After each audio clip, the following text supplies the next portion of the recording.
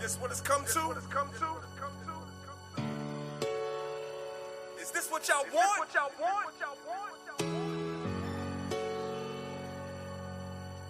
I guess so. I'ma give you what you want. Woke up, chose violence on the wicked man. Mapped it out, changed my mind, I have a different plan. Who's telling the truth if it isn't Dan? Gucci Mane before jail, cause I'm a different man. Had a couple of folks that went left on me. Spit on my name and then they stepped on me. Pray to Yahweh, he blew the breath on me. Better late than never, that's what the chef told me. Seen a few things that I cannot forget. Papoose dropped Remy to get a boxer chick. It can't be all love if it's not respect. Don't gamble with me if I cannot collect. Bet on yourself, go ahead and roll the dice. I don't care for designers, I think they're overpriced. The skinny jeans look is finally dying out. And where they heard I'm coming, I heard them crying out.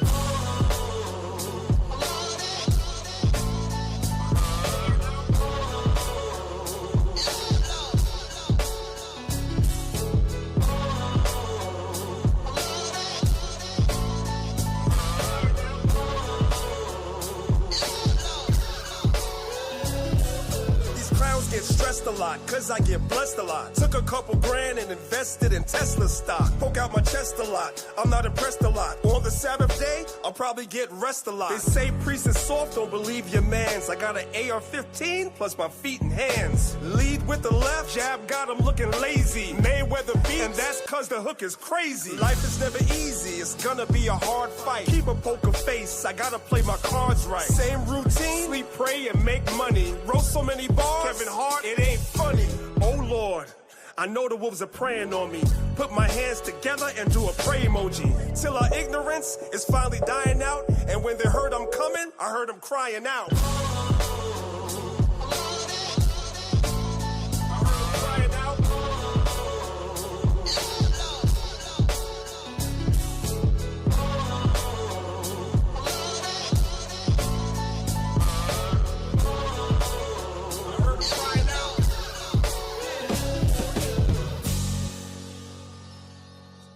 Easy.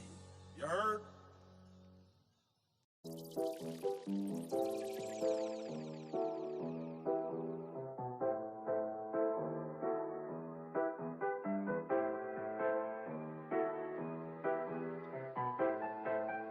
Clap your hands.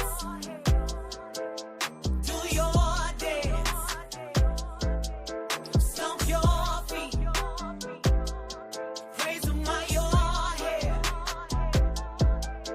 Clap your hands. Do your dance. Celebrate. Praise Yahweh's name. This is not a sad song, not a mad song either. I know it's been hard on you lately. Just take a breather. Tell God thank you. He gave you everything you have. Rest as life. We should be there. We should be there. Do your dance. Stomp your feet. Praise him while you're here. Clap your hands. Do your dance. Celebrate. Praise Yahweh's name. Grace is this life, what a gift. He's been lifting our heads, trying to wake us up to the truth. Through the trials, through the storms, through the tears. Every heartbeat's a reason. Every moment a test in its season. Rise up, be grateful. Give God your best. Do your dance. Stomp your feet. Praise him while you're here. Clap your hands.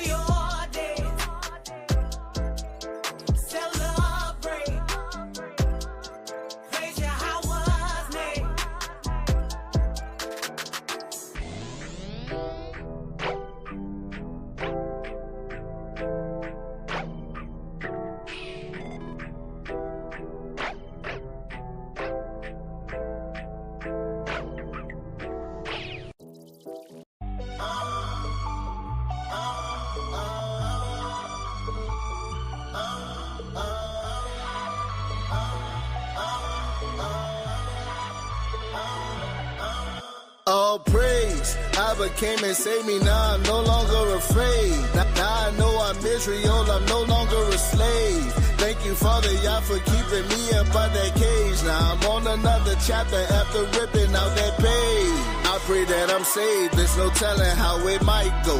Angels watching everything and they don't make no typos. I pray that you make the switch while you can see that light close, so you don't die here like you trying to let that white show. And my aura like a 98. They say it's 12, well I'm trying to slide in any gate. I'm trying to live for infinity, a figure 8. I pray the Lord, he forgive me for that interstate.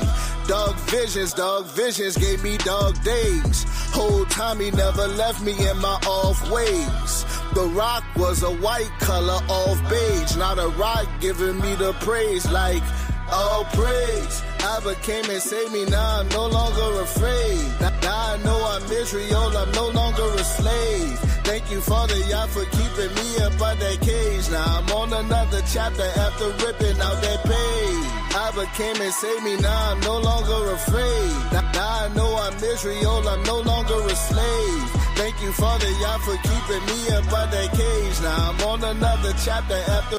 Okay, head down, eyes closed, praise Abba, looking like thumbs up, 7 up. This the blessing of the Father, never luck. Put my demons on ice like a puck. Repentance or the Most High, cause tomorrow ain't promised. Life is abrupt. Revelation from my meditation. This is elevation. We like kites going up. Chef, I gotta agree with the hook. All praises to the Most High, the book. I'm as anointed, my enemy shook. We ain't give up despite what it took. I'm starting to feel like a boat on the shore. Before we make waves, we still got to push. I'm fight for Abba. I feel like the bush. Humble and chef, we likely to cook. Chef.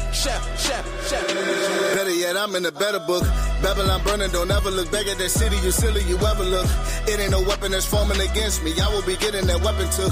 I can hear Abba keep telling me, chef in the kitchen, he cooking, he better cook. Whoa, I just spun my demons, I got rid of all my foes. I'm righteous on the inside, there's just fringes on my clothes. Cleaned up all my cup, I got no demons to expose. But a hope gon' be a hope, my nigga, you know how that goes. But thank you, my Abba, for blessing me. And thank you for all of my brothers, too many to name, that just want the best for me. And thank you for Duty and Nikki, they always be with me, forever my legacy. And thank you for keeping the evil away from me, that one especially. All praise, Abba came and saved me, now I'm no longer afraid. Now I know I'm Israel, I'm no longer a slave. Thank you, Father, Yah, for keeping me up out that cage. Now I'm on another chapter after ripping out that page. Abba came and saved me, now I'm no longer afraid. Now I know I'm Israel, I'm no longer a slave. Thank you, Father, Yah, for keeping me up out that cage. Now I'm on another chapter after ripping out that page.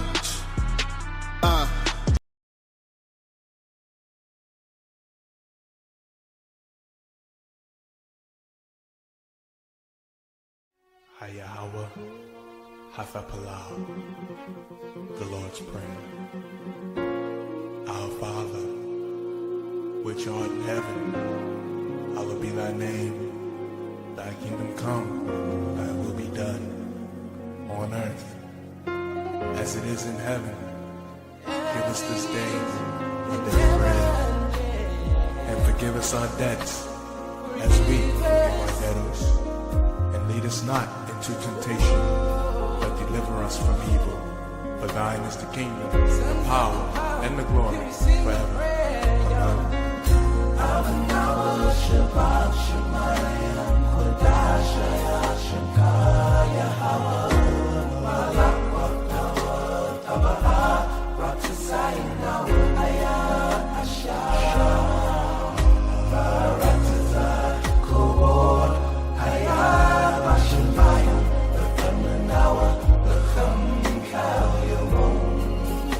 Salat nawa, kawa waf nawa.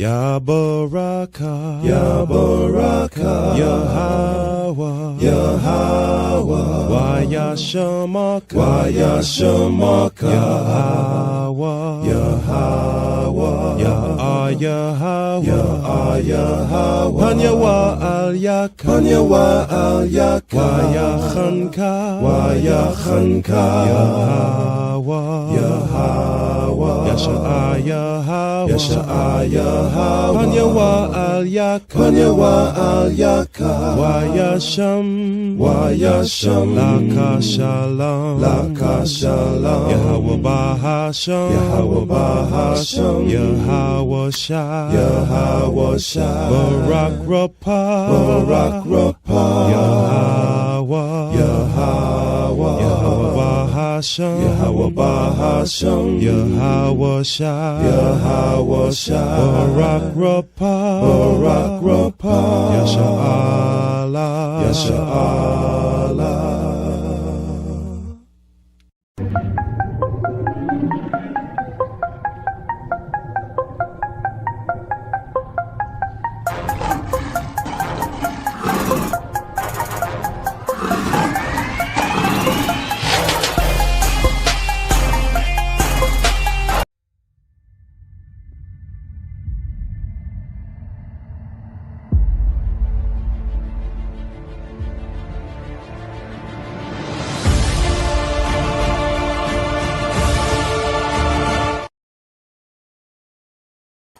Shalom, shalom, shalom. What's going on, everybody? What is going on, everybody? Welcome to another Saturday morning class from the Lions of Israel. It's your brother Priest Daniela representing Lions of Israel, Maccabees TV. And as always, I'm joined by the Elder Zahab. I want to first and foremost, of course, give all praise, honor, and glory to the Most High God, Yahweh, the supreme God of the universe. In the name of his only begotten Son, Hamashiach Yahweh Shai, who the world calls Jesus Christ. I want to greet all you brothers and sisters that faithfully come out every week and listen to our classes. As always, I just want to let you brothers and sisters know that it's early on a Saturday morning, so we definitely appreciate those of you guys that come and support us week in and week out. So we appreciate the comments and the feedback on the classes. And as always, I pray that the classes are a blessing to you brothers and sisters and that you guys are actually learning something and your faith and knowledge of the Most High is increasing. Of course, shout out to everybody that's watching us on the YouTube platforms. Be sure that you guys subscribe to the channel. And sometimes YouTube will unsubscribe you to channels as well. So just take a look and make sure you guys are still subscribed and hit the notification bell so you guys can be notified every time that we go live, as well as when we upload videos that are not live as well. Make sure you guys are subscribed to the channels. Shout out to everybody that's listening to us on Clubhouse as usual. The link to the YouTube is actually at the top of the room, so you guys can follow along with the PowerPoint lesson. Definitely, as always, I'm gonna be playing some videos and stuff like that. So if you guys want a better experience, then just click the link at the top of the room and come over to YouTube and join us over there. But if you're indisposed and you can't, that's fine too. Well, praise to the Most High for you guys being here. All right, ping people to the room as well. If y'all on Clubhouse, do that absolutely. And if there's any technical difficulties with the audio, just come over to YouTube. All right. With that being said, I have Elder Zahab with me, so I'm going to pass the floor over to him if he has anything that he wants to say before we get started. Hey, Shalom, priest. Shalom to the family. Ashar Shabbat. All honor and glory to the Most High. Barakatah Yahweh. Shema Mashiach Yahweh Shai. Give thanks and praise to the Most High that, we saw another week went by and we made it to the Sabbath so we can rest, right? It's a beautiful thing. When it's like you come to the finish line during a rough week and you get a chance to rest and recharge and get ready to do it all again. So just give honor and glory to the Most High, man, and thank the brothers for their sacrifice. Priests constantly putting his brick in, as well as other brothers too. Do remember we have other classes during the week. Last night class was a powerful class by Detroit Captain DeBox, Sergeant Micah Allah, dealing with sisters. Title of the class is "The Woman is a Man's Salvation, Savior in This Captivity." Now the titles sound crazy, but when you watch the class, some brothers did an excellent class. So go back, watch it, as well as other classes during the week. All right. So we could keep this thing going. All right. That's pretty much it, Priest. I'm excited to see where the Spirit leads you in this class, and I'm here. Let's go. All praise to the Most High. And I do want to say one word about what Zahab said, since he said it. A lot of times the narrative exists, which is, for those of y'all that surround us enough and you've been around long enough, you know the narrative is a lie. Nevertheless, the world says that the Israelite man in the Israelite community, the Israelite man hates the Israelite women. We hate our women. That's clearly not the case for anybody that knows us. That's clearly not the case, right? But that's what's being said. So sometimes the sisters don't get their proverbial flowers enough. So for anybody that's interested, especially for the sisters, in what that topic actually means and how that's broken down, the woman is a man's savior in captivity, because that's an amazing title. Then go back and watch our Friday night class. It's on the same YouTube channels that you guys are on now. Just go back and watch the Friday night class with the brothers from Detroit. They're doing a fantastic job of holding things down, especially during the week. I know Mike Allah does multiple classes during the week. You're holding it down. So I appreciate you guys coming to my class every Saturday, but I am asking you, brothers and sisters, if it's possible, to support the other classes that we have as well. That's why I told you guys, make sure you subscribe to the channel and hit the notification bell, because every time a class goes live, you will be notified. No, as a matter of fact, we're going to put it in the chat. You can subscribe to those brothers' YouTube channel also. And it don't take but like 2 seconds, right? So subscribe to LOI Detroit, right? Already subscribe to Lines of Israel class. What's the new channel we have, Priest? Lines of Israel Congregation. We'll give all those out again at the end of the class as well. Okay. Give all the channels out, because we do have some new things that we're going to be doing with the channels in the future, right? So we're going to give those channels out again, so you guys can actually be plugged in when we do the things that we're going to be doing in the future with our channels. With that being said, let's go ahead and let's get started with today's class. Again, if there's any technical difficulties, because I'm actually doing things a little bit different than I normally do them for the last couple of classes. So if there's any technical difficulties at all, oh, you know what? I already seen something I did wrong. But if there's any technical difficulties at all, such as there being an echo or anything crazy, let me know, so that I can fix what it is I'm doing. Okay, y'all just bear with me 1 second.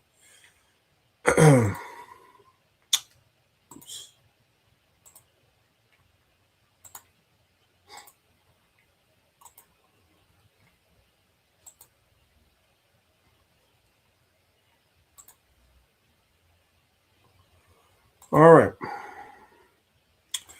So today's title of today's class is called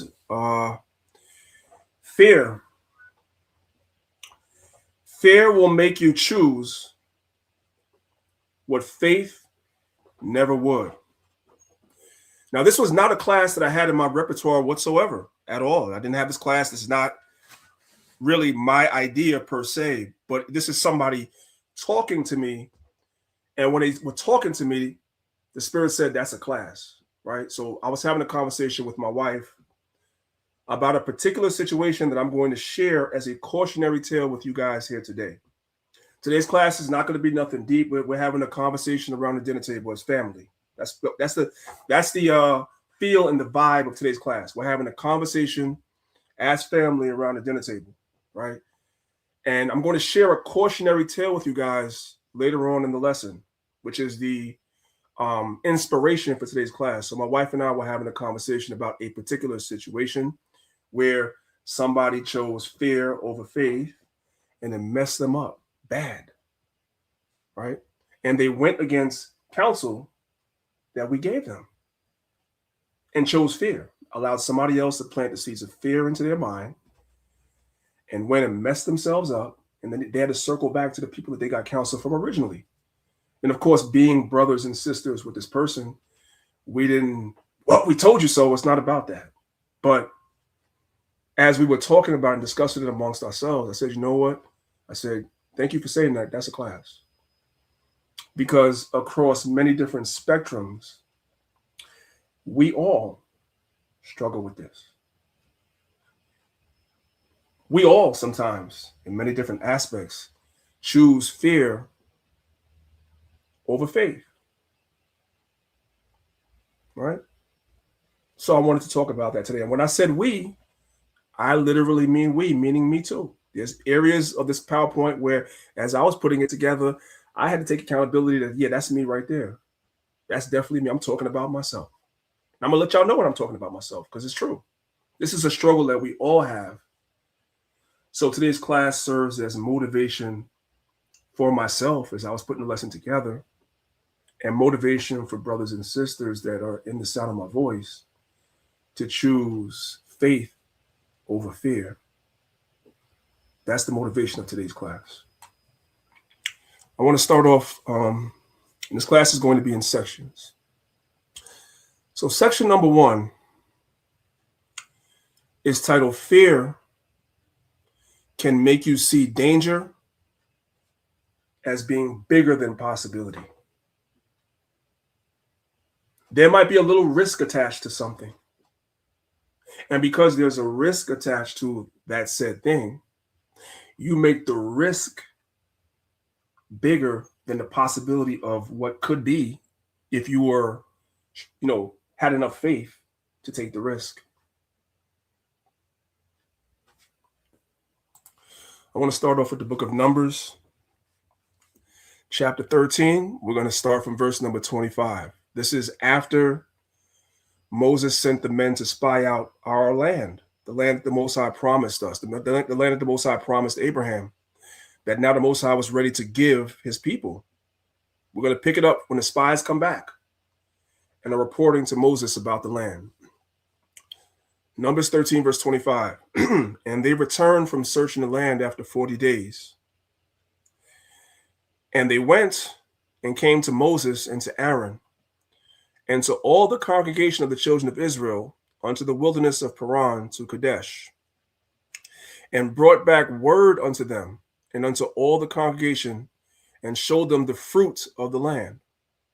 So the Most High promised us a land flowing with milk and honey, just represents abundance, right? That's why, as I've told y'all many times, the Bible speaks in agrarian terms. Agrarian means farming terms, because the land was so plentiful that a lot of our culture revolved around farming, agriculture. That's why a lot of our parables, a lot of our scriptures make reference to agriculture. The Most High promised us a land filled with milk and honey. So when they came back from the land, right, they also showed the fruit of the land to let the people know that the Most High did indeed keep his word, that that land is definitely bountiful for sure.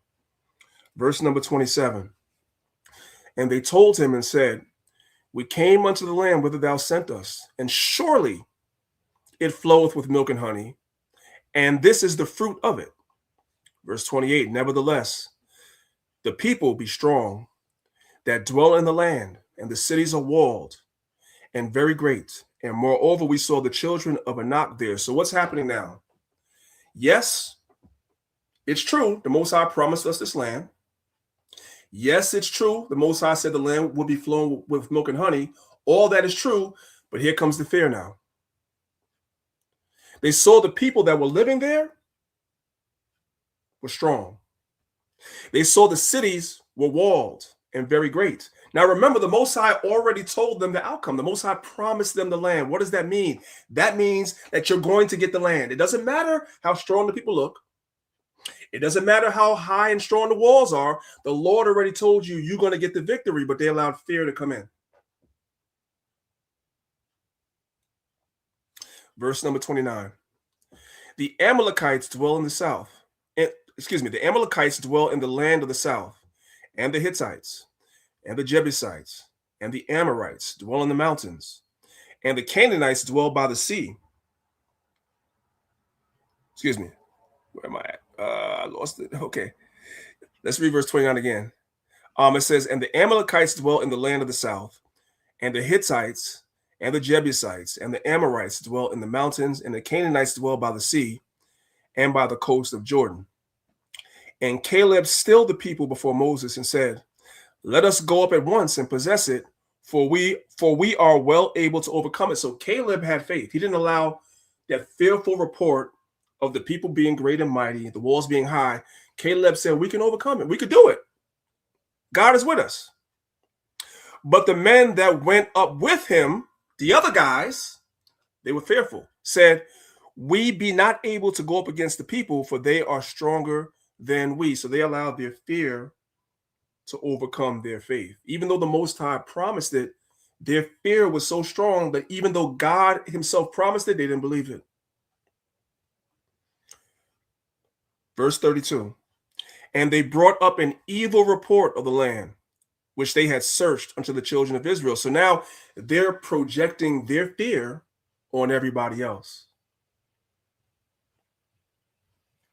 And they brought up an evil report of the land which they had searched unto the children of Israel, saying, the land through which we have gone to search it is a land that eateth up the inhabitants thereof. And all the people that we saw in it are men of great stature. These guys were looking tall and strong and mighty. And there we saw giants. These guys were tall, the sons of Anak, which come of the giants. And we were in our own sights as grasshoppers. We're small compared to these people. And so we were in their sights. So what is the conclusion that we have here? The 10 spies looked at the same land Caleb and Joshua saw, but fear completely changed their interpretation. They stopped thinking about what God could do or what God promised them he was going to do, and started thinking only about what could go wrong. And that's a struggle we all fight with. The Most High makes certain promises and assurances to us in the scriptures. If we keep the commandments, if we're faithful, so forth and so on, the Most High makes certain assurances and promises to all of us in the scriptures. But when we're faced with certain things, a lot of times we don't take comfort, like the Bible says, the scriptures are our comfort. We don't take comfort in the promises. Instead, we start thinking about what can go wrong. Fear says, I will fail. That's the men that went with Caleb. What if I lose everything? What if they reject me? What if something goes wrong? But faith asks the question, but what if God makes a way? And we already know how the story went. God made a way. So this is a cautionary tale. And you can apply this to your life, and I can apply it to mine. If the Most High makes a certain promise to us, or certain promises to us about certain things, we cannot allow fear to obstruct what God promised. Let's move on. Let's jump over to Numbers chapter 14. Fear made Israel miss Egypt. You know, we were slaves there. The Bible says we served the Egyptians with rigor, right? Pharaoh put taskmasters over us. That's what it says in Exodus chapter 1. How do you miss that? Now, granted, Egypt was bountiful. That's why Jacob and his sons went down there. Egypt was bountiful. They had plenty of good food, just like America. But you can never forget, even despite the bounty of Egypt, we were slaves there. We were second-class, third-class citizens there. It's the same with America. Yes, America is bountiful to a degree, so you have a lot of our people that want to forget what bad happened to us because America is bountiful, as I'm going to show you in this video. This is Numbers chapter 14, starting from verse number 1. It says, and all the congregation lifted up their voice and cried, and the people wept that night. And the children of Israel murmured against Moses and against Aaron, and the whole congregation said unto them, would God that we have died in the land of Egypt. They would have rather stayed in Egypt and just died.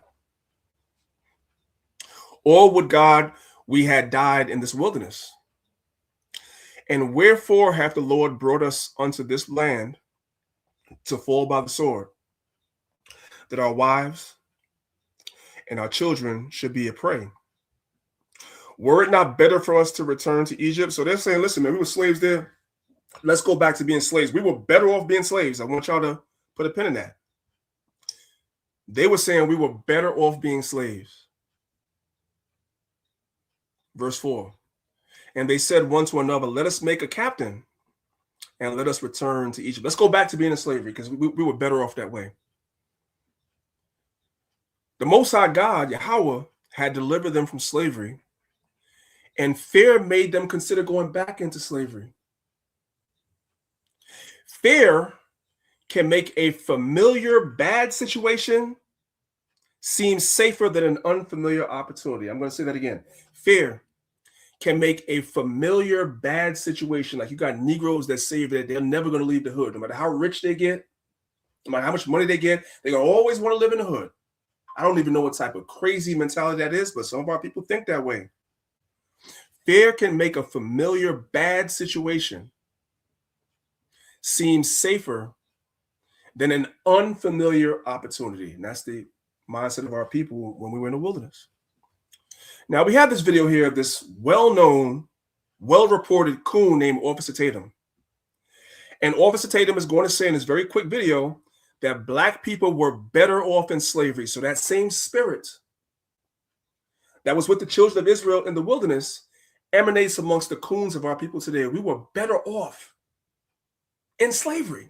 This is coming from a Black man. Let me turn the volume all the way up.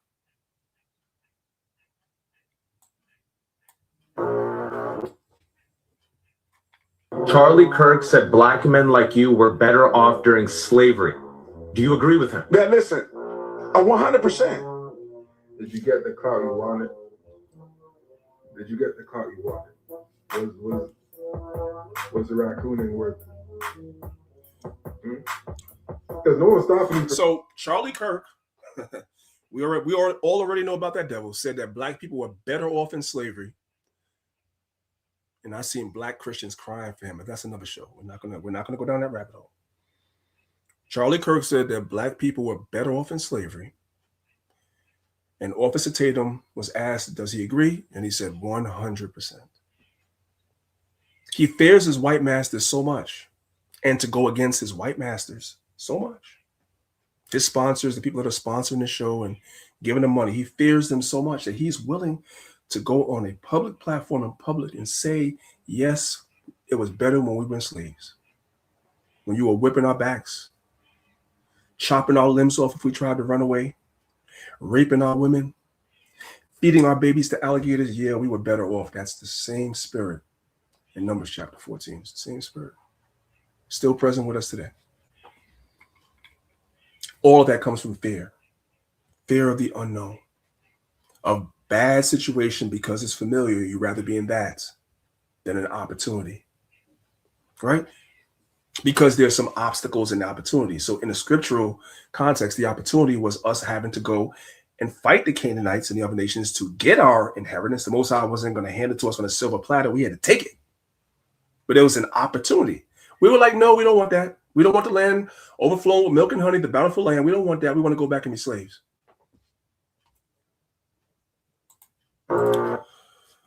Let's jump over to Deuteronomy chapter 1. We're going to start from verse number 28. It says, whither shall we go up?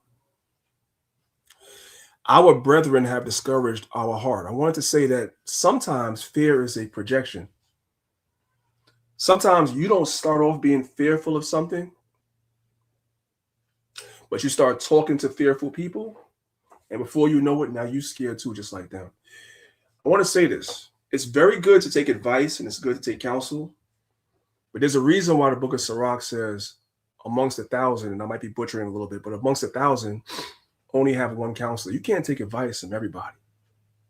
Let's just say you decided you wanted to start up a business.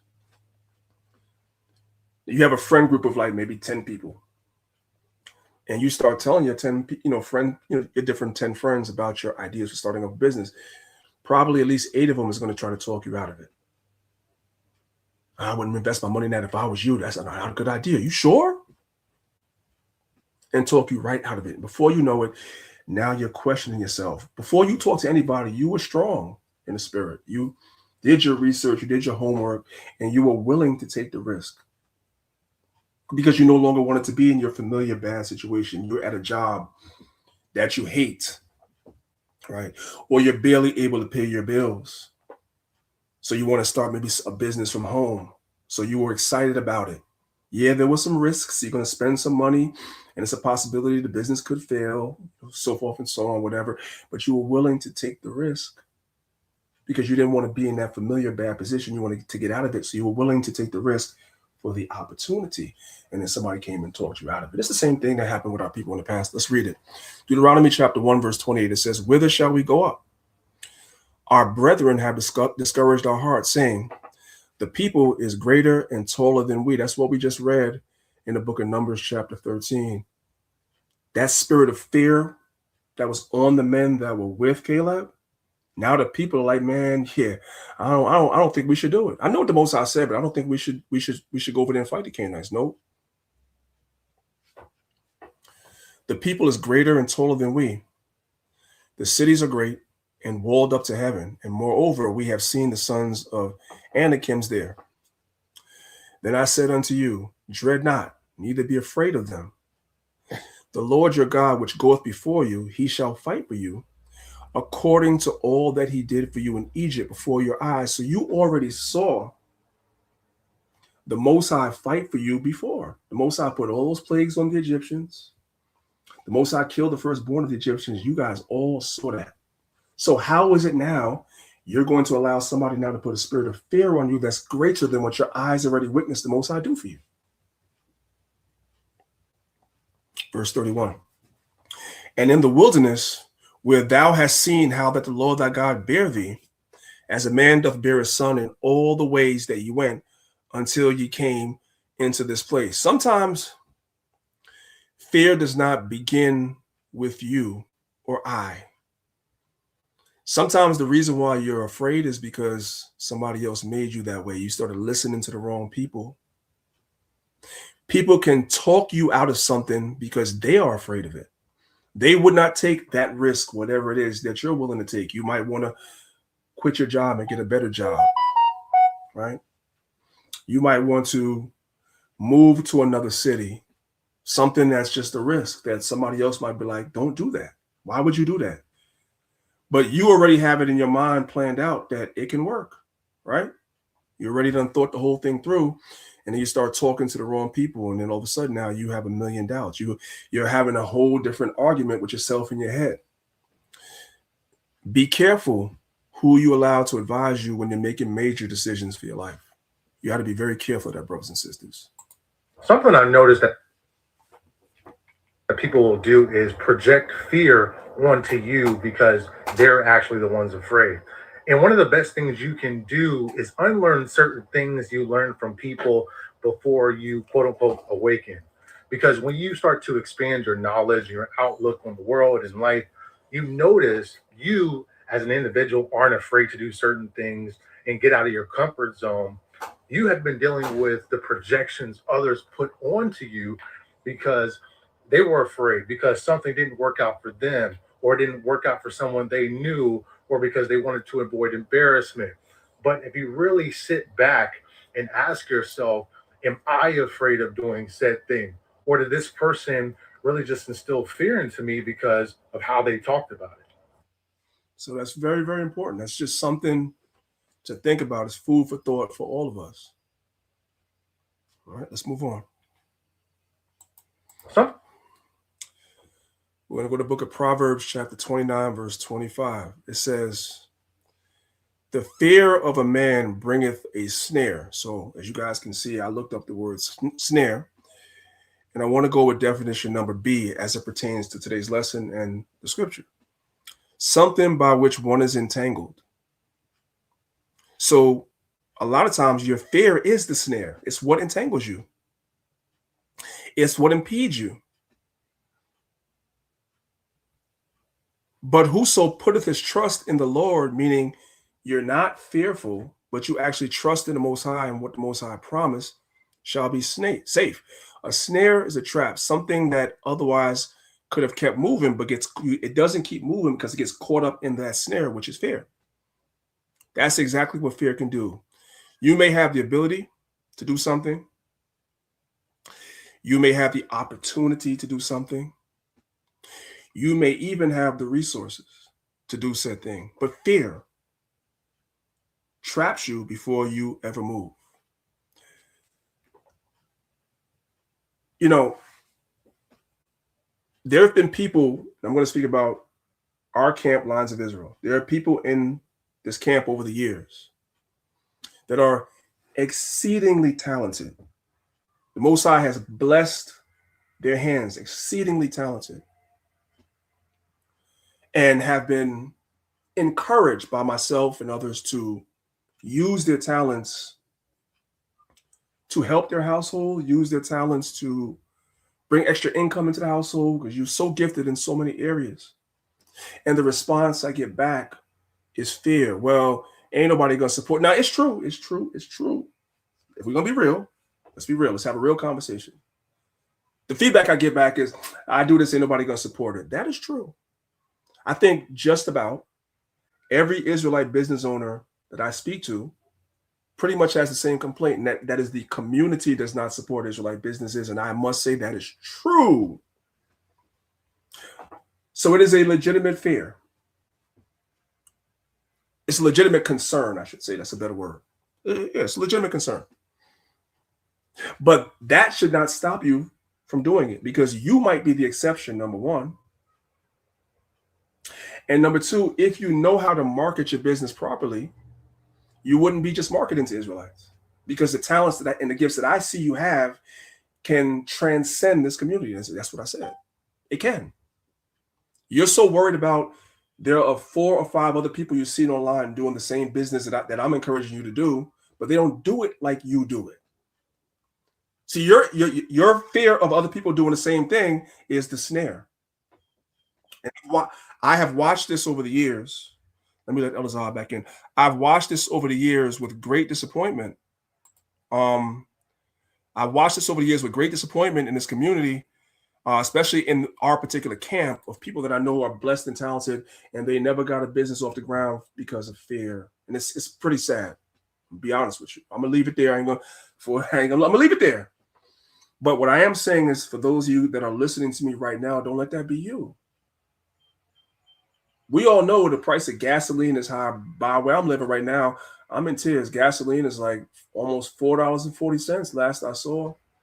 For those of y'all that live on the West Coast, gasoline is like over $5. It's crazy. We already know how expensive food is. So everybody within the sound of my voice, just about, can afford to have some extra income. You're already working 40 hours a week, 50 hours a week, whatever you're doing. You definitely could use some extra income. And the Most High blesses you with a talent, which we're going to get to later in the scriptures. You already know what scripture we're going to go to. And you bury the talent. Most High don't like that. That goes for using your talents for the congregation. And it also goes for using the talents for yourself. But we'll get there when we get there. Let's move on. Let's go to the book of Sirach, chapter 34. And we're going to start from verse number 14. I want to establish the difference between fear and fear of God. They're not the same thing. Ecclesiasticus, Sirach, chapter 34, verse 14. It says, "Whoso feareth the Lord shall not fear nor be afraid, for he is his hope." So you're supposed to fear the Lord, but then you're not supposed to fear.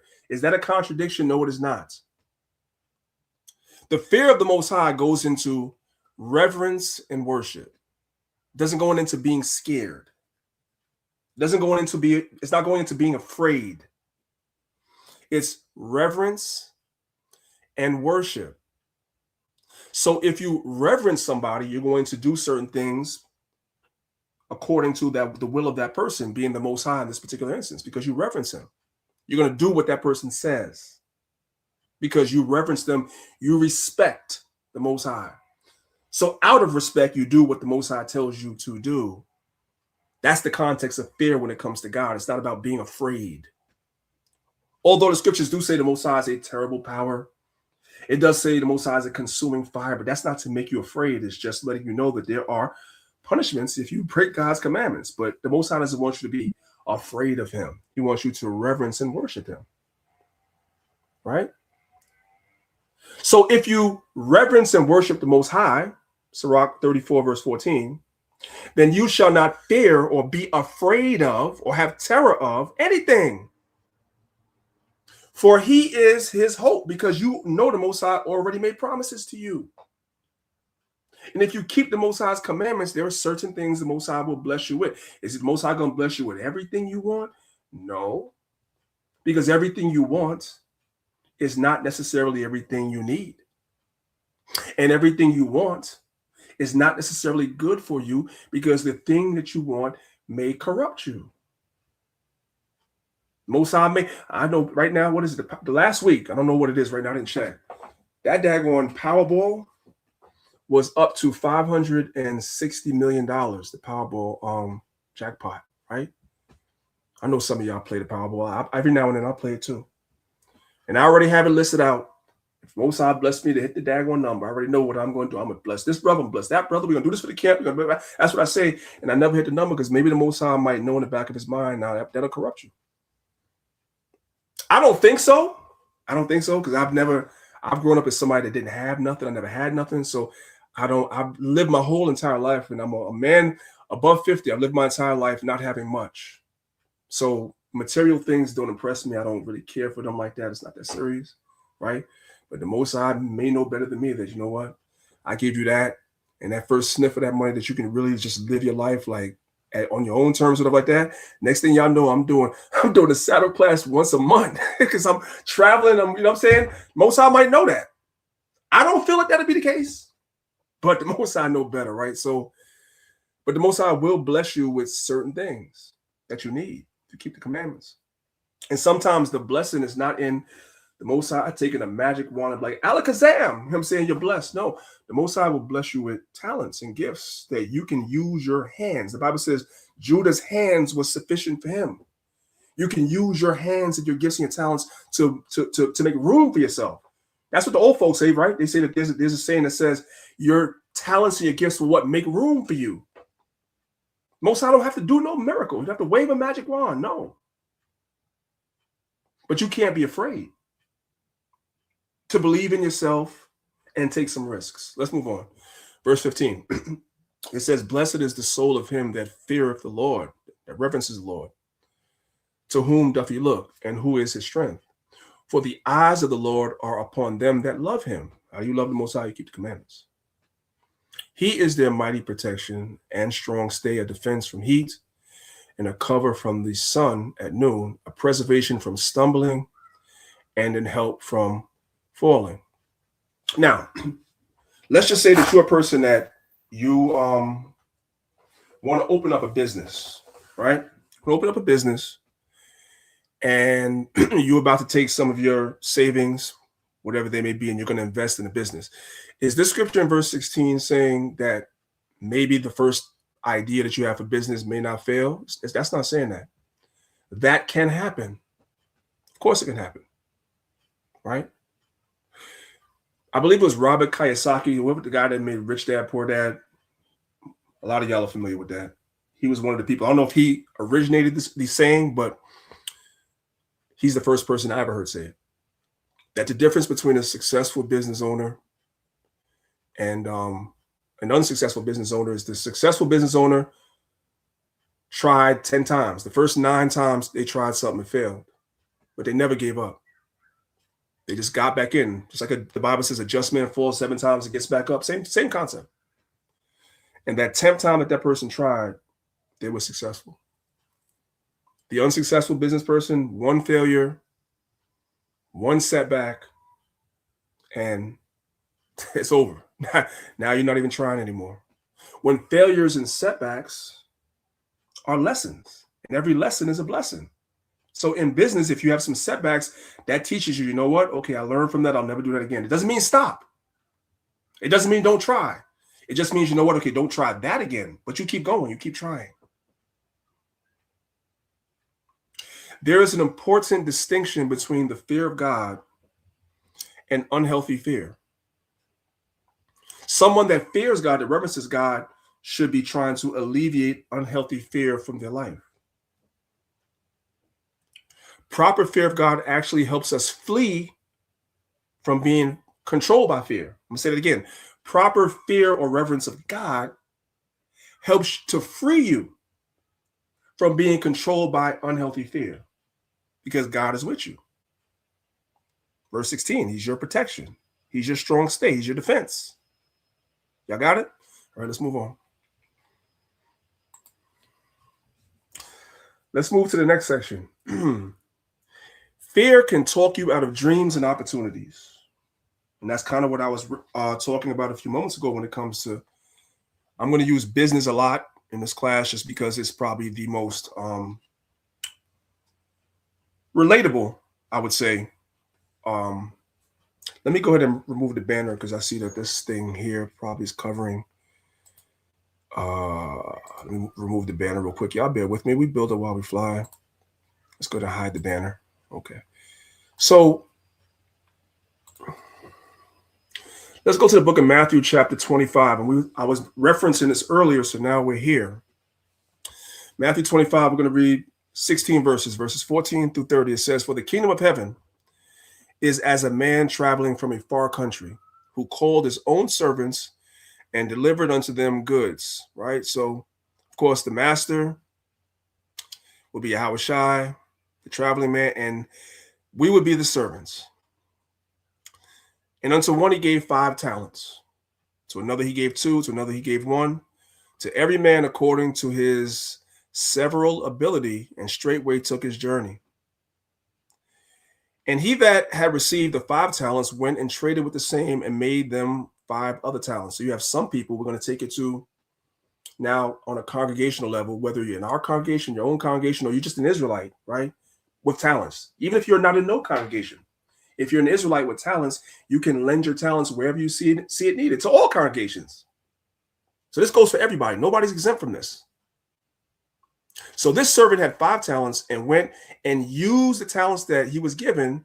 And now this person gained 5 other talents.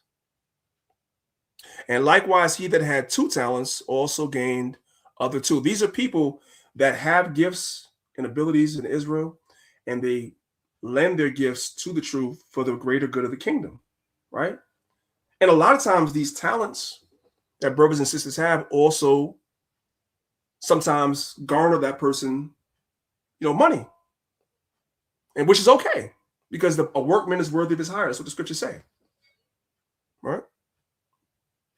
Verse 18, "But he that had received 1 went and digged in the earth and hid his Lord's money." So the person that has 1 talent, like sometimes I talk to people and I'm like, "What is your gift?" People ask me, "Well, what should I be doing in the congregation?" I can't tell you. That's my answer. When people ask me, "What should I be doing in the congregation?" I can't tell you. I don't know what your gifts are. You tell me. And then when you have a talent, you know about it, or you hear me talking about it, you don't even tell me what your talent is. Sometimes we have our camp conference calls and we tell people, "Hey man, if you got a talent, come forward." And some people don't never come forward, and they got a whole talent they could use, a whole talent that they can contribute, and they don't even tell nobody. This is you. Verse 19, "After a long time, the Lord of these servants cometh and reckoneth with them.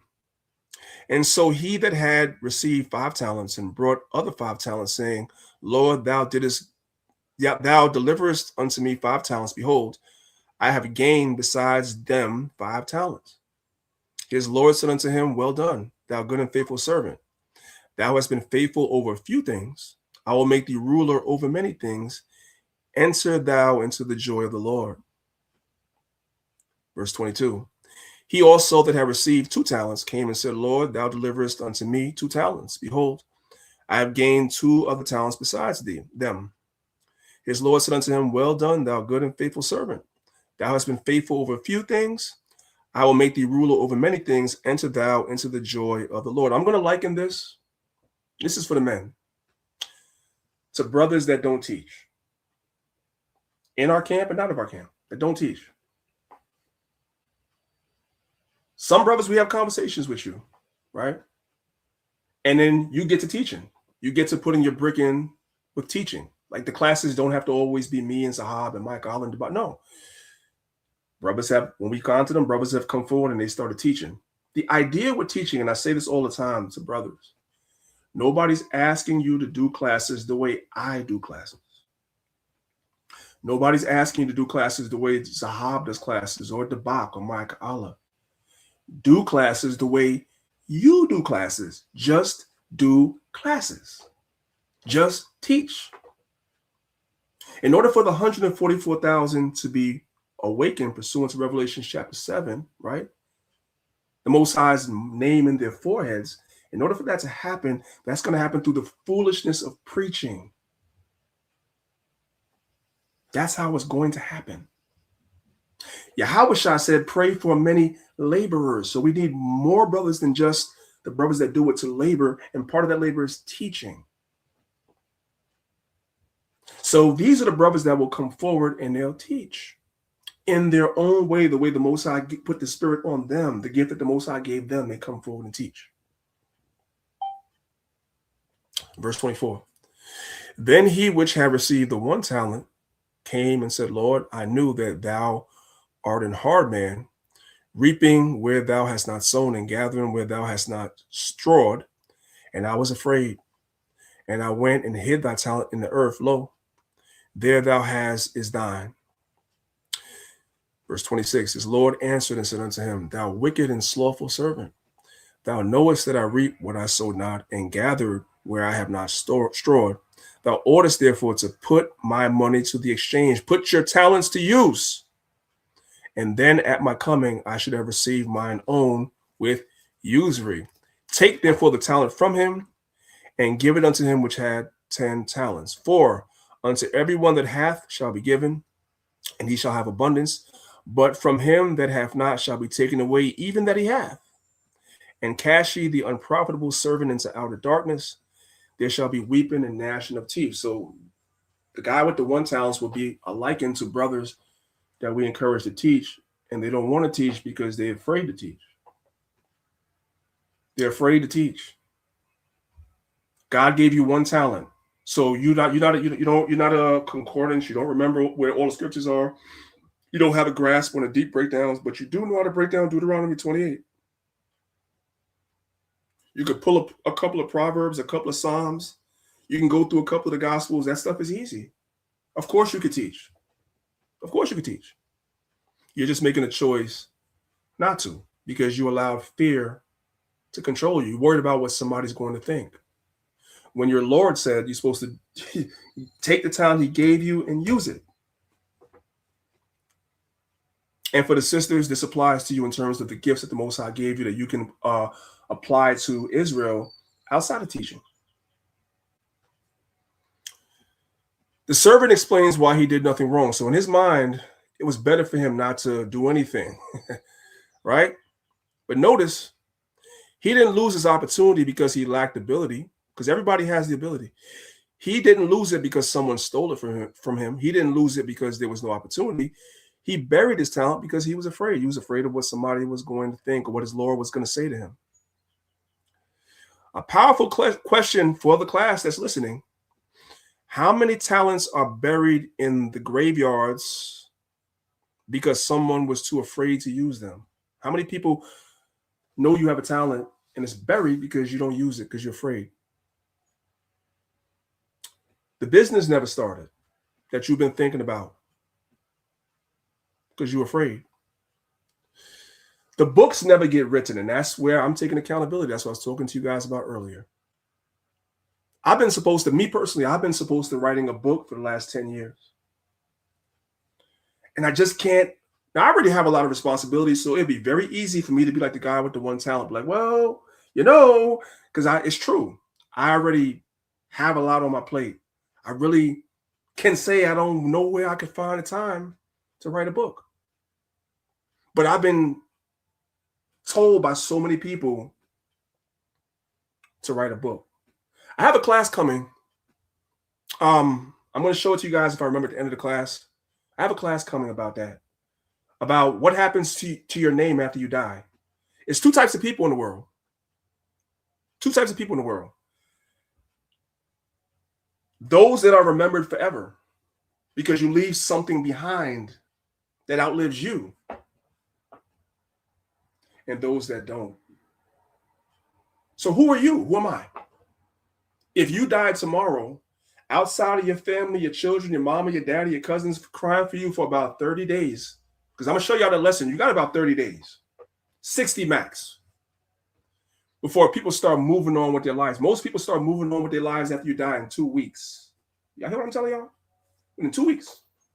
We'll talk about it when I do that class. You got 2 weeks. And that's your loved ones. What about the people that's not your loved ones? What did you leave behind? For most people, nothing. Nothing. You just lived your life to work, pay taxes, and die. And a lot of times that's because of fear. Because you know there's things you're supposed to do and you don't do them. So me taking accountability is I'm putting this lesson together. I'm cutting myself because I not only am I supposed to have written a book for 10 years, I also, and she knows who she is, have somebody that's offered to help me do it every step of the way, and I still haven't done it. So this is not a finger pointing session where I'm pointing at you. I also look at myself and say, that's one thing. I'm hoping my teachings will do that too. But a book, me writing a book and putting all this information I have in my head, all the history that I know, so forth and so on, into a book can outlive me if the Most High take me off the scene tomorrow. You get what I'm saying? But I always coddle myself with excuses about time, about being tired, and a bunch of things that I tell myself, right? But then I put this lesson together and I wind up cutting myself. You get what I'm saying? But I'm not just cutting me, I'm cutting a lot of y'all too.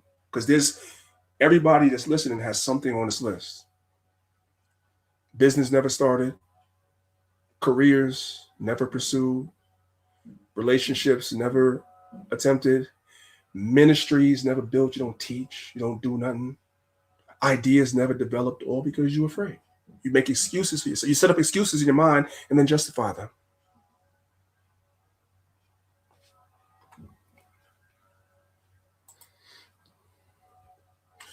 Let's jump over to the book of Ecclesiastes in the Bible. Chapter 11, we're going to start from verse number 1. Some things in life, not everything, but some things in life, there's never a right time.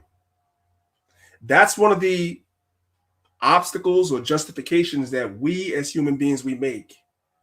Okay, I'm going to do such and such when it's the right time. For some things, there's never a right time. You just got to make up your mind to do it. That's it. That's it. This is Ecclesiastes chapter 11.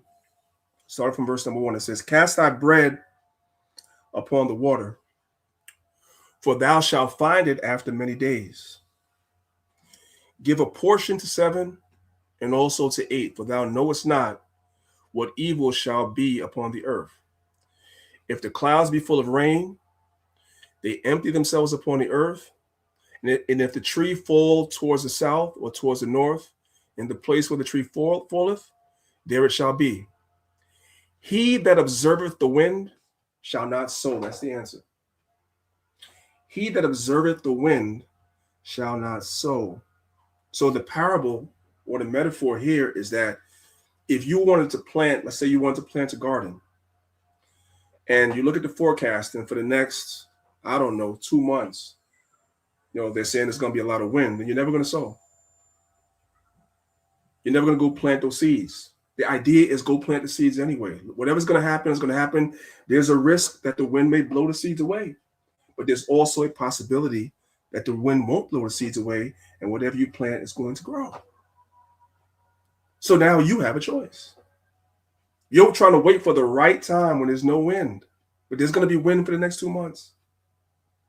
And you might live someplace like Priest Daniela where summers here are short in freaking Pennsylvania in the mountains. Summers here are short. My wife has a garden that she plants outside, right? And we had an extra long winter where I live. So she planted, I'm going to use her as an example, she planted certain things outside in the garden. And we were still getting snow here where we live all the way into April. So a lot of the things that she planted didn't grow, right? We didn't sit down and say, you know what, they ain't planting nothing next year. That's not what we said. We started doing research about maybe how do you build an affordable greenhouse outside, so that way you can plant when you need to plant, and the forces outside, the weather, won't affect it. It's just about, now we're going to do something different. That was a failure. It's very easy to set back and I'm not doing that next year. No. Because we understand that planting And growing things is important because there's a famine coming, literally in the scriptures. So whatever we have to do to be able to make sure that in this environment we live in, we're able to grow things, regardless if we have a longer winter than everybody else because we're in the mountains, whatever, doesn't matter. We got to do what we got to do. Again, verse number 4, he that observeth the wind shall not sow. No right time. And he that regardeth the clouds shall not reap. Oh, it's going to rain. So once whatever you plant grows, you're supposed to go out there and you're supposed to reap it, right? But the forecast says it's going to rain for the next 30 days. So now you're not going to go outside and reap your harvest? No. That's the metaphor. If you wait until there's zero risk, you're going to be waiting forever. Every opportunity has uncertainty attached to it. The farmer who constantly watches for everything that could go wrong never plants anything. And if you never plant, you guarantee that there's never going to be a harvest. There's a saying in the streets, right? You miss 100% of the shots you don't take. I'm not a big Steve Harvey fan, but on this point, he's on point. Never wait on the right time, because the right time ain't ever coming. All that, when we get my ducks lined up in the row, no, you won't. No, you won't. Because as you have aspirations, you got to understand that the devil understands your aspirations too. The devil's job is to rob you of your destiny. So there will always be an obstacle. So if you're waiting on the right time, you'll never make the move. You have to go. If you're waiting on the right time, you're never going to make the move. You got to go. Never. Right. I like this video right here because she made a salient point. Waiting equals more waiting. I'm going to say it again. Waiting equals more waiting. Listen. I got to tell you something so simple. You're going to be mad when you hear it. It's just 4 words. Waiting creates more waiting. Oh, Lord. It's not brain science. It's not rocket science. Waiting creates more waiting. The more you wait until you wait more. Wait until you wait more. You create a habitual response to not having the things that you think you need to move forward.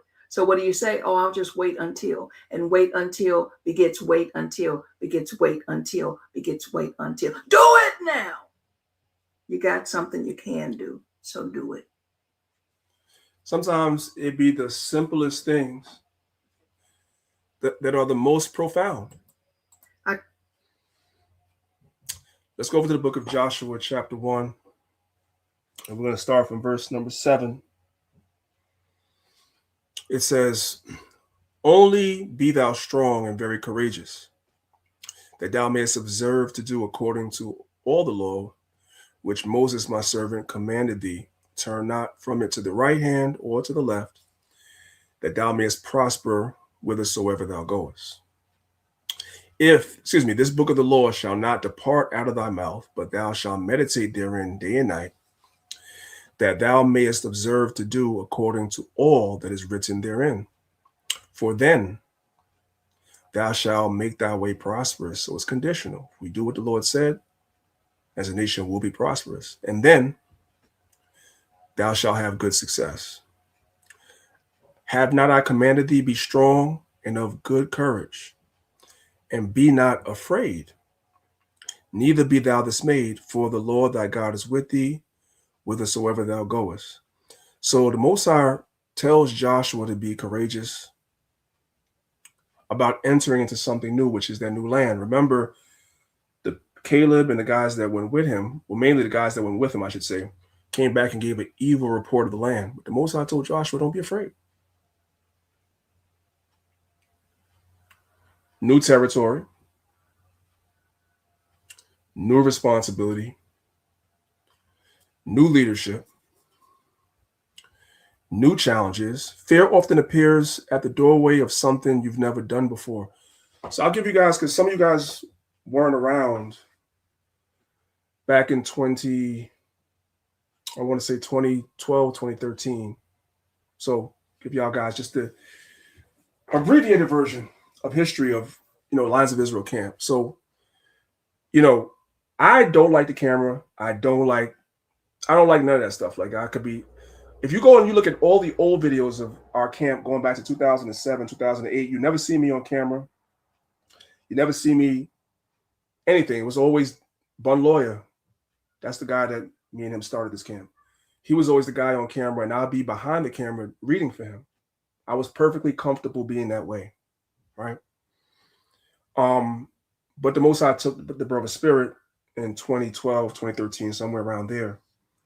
And I didn't want leadership of the camp. I don't like being in front of the camera. I was perfectly comfortable with myself and Zahab kind of just coordinating everything behind the scenes as we did and letting Bun Lawyer be the face of the camp. It was fine. It didn't matter to me, right? But the Most High had other plans. When the Most High took the Brother Spirit, I no longer had the luxury of just kind of playing the background. Right now, I had to step into the leadership of the camp, and I had to take over teaching, because Bun Lawyer loved to teach. Everybody that know Bun Lawyer had what I call the iron lung. That brother could talk and teach all day, and I was perfectly fine with that. I love playing the background, because the more you teach is the less I got to teach. So I'm with it. Go ahead. Knock yourself out. Most I said no. Right? Bun Lawyer was always, and the people give me my accolades and say I'm a good historian. Bun Lawyer was a better historian than I ever was. I've had to, what you guys see me with the history, I've had to go back and crunch this stuff that before I took for granted, because he knew it. So I didn't really need to read these books like that. I didn't really need to do it because Bun Lawyer was an encyclopedia. I didn't have to do it. He was kind of like, I used him as a crutch, for lack of a better word. And when the Most High took his spirit, it was a new territory for me, because now people are looking at me for the teachings. People are looking at me for the breakdowns and the history and all that stuff like that. And it was a daunting challenge at first that I didn't want. But nevertheless, I could not allow my fear or whatever I felt to control me. I had to step into what the Most High wanted me to step into, whether I wanted to or not. So it happens to all of us, guys, right? And you have to be ready to do that. Because if the Most High took my spirit tomorrow, and that can happen, brothers in the camp have to take over for me and keep this thing going, right? Let's watch the video. Grass may not be greener on the other side, but you really don't know if it is until you get to that lawn and start watering it, baby. I just wrapped up a session with one of my clients, and I felt compelled to make this video because I know she is not the only one struggling with this. She is allowing fear to have such a strong hold on her life. She is miserable at her current place of employment, and she is really doubting, should I apply to another place? What if it's worse off than what I'm in? Yes, there is a possibility that it can be similar, maybe worse, but what if it's better? You never know if something is going to be better unless you sometimes just take the leap and go for it. Do not allow fear to debilitate you from making the decision, but rather be informed in order to make an educated decision. We're not going to know how something is going to play out sometimes until we truly live it and allow ourselves to actually experience it. So if you are feeling horrible, you're miserable, you dread waking up because you don't want your day to start, or you dread going to sleep because you know what the next day is going to hold, make an educated decision by informing yourself, seeing what's out there, apply to the job, accept the job, and possibly see your life unfold in so many different ways for the best. Just because you also take on a new job doesn't mean that you have to stay there forever and ever either. Try it out, give it 6 months, and if you have to pivot, you pivot. We pivot and we don't give up. I hope this helps who it needs to help. As always, peace and love, babe. So we pivot, but we don't give up. Meaning that if you take a risk, that's what I was talking about earlier. If you take a risk and you do something, and in the short term, that risk you took doesn't work out, then you just pivot and do something else. That's what I talked about the whole Robert Kiyosaki thing.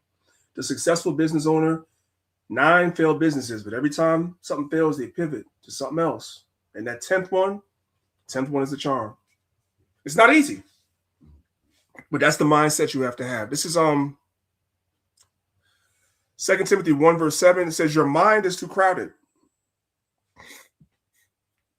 Your mind is too crowded. 2 Timothy 1 verse 7, for God hath not given us the spirit of fear, but of power and of love and of a sound mind. A sound mind is not overcrowded. Fear can interfere with clear thinking. If you have fear, you're not of a sound mind. You start to overthink things. When panic takes over, people may make choices that they would never make if they were thinking calmly. A powerful principle: never allow panic to rush you into a decision that requires you to use wisdom. Whenever God tries to tell us something, if we were to tell the truth, our response is really this. Okay, God, let me go overthink and I'll get back to you on it. Like if we ask somebody a question, or we send a text to somebody and they don't respond, or we feel as though they're taking too long, if we don't get an answer, you'll come up with one. You'll come up with one in your head and crowd your mind. Your mind is too crowded. Your mind is too crowded. Overthinking, crowded mind. Overthinking, crowded mind. All overthinking really is the root of either fear or control. I fear the outcome of this, or I want to control the outcome of this. Your mind is too crowded. Your mind is too crowded. Please hear me. A crowded mind disciples the brain to traffic in suspicion. Well, what happens if this? Well, what happens if they don't?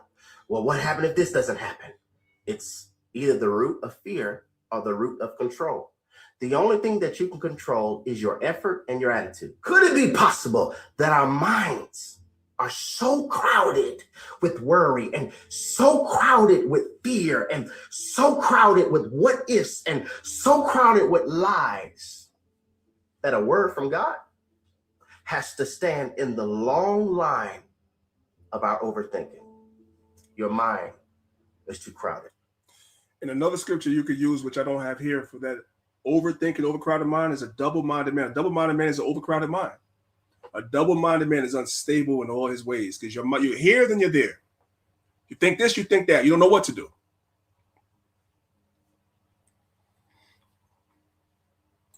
Whenever this is the book of Proverbs 24, verse number 10. When the going gets tough, everybody already knows the rest of that saying. We've all heard it. When the going gets tough, ... Proverbs 24, verse 10. If thou faint in the day of adversity, thy strength is small. That goes deep. That goes deep.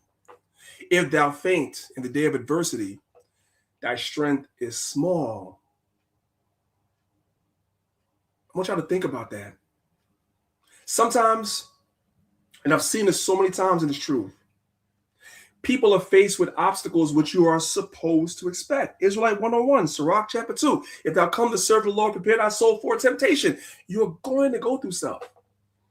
I don't think enough people know what they're in. The book of Acts says we shall through much tribulation enter into the kingdom of heaven. When you read the book of Acts, the apostles went through much tribulation to the point of many of them were killed for preaching the gospel. But somehow or another, we come into this truth and think that we are exempt from that. And when stuff starts happening, you faint, meaning now we don't see you. Now you're not coming to camp anymore.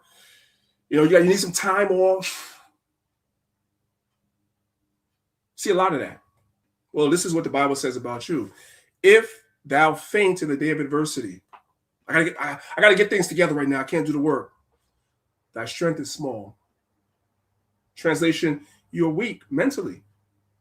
And a lot of that stuff is out of fear.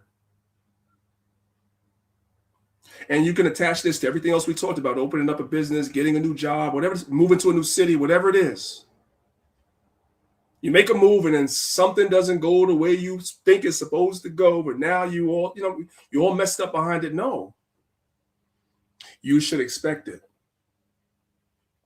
Difficulty doesn't automatically mean to stop. I'm gonna say it again. Difficulty does not mean that you should stop.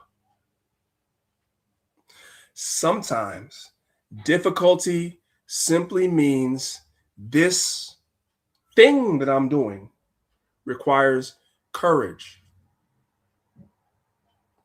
Don't confuse something being difficult with something being wrong. They're not the same thing. So let's listen to the sister. This is the science behind why a lot of people quit when things get hard. You always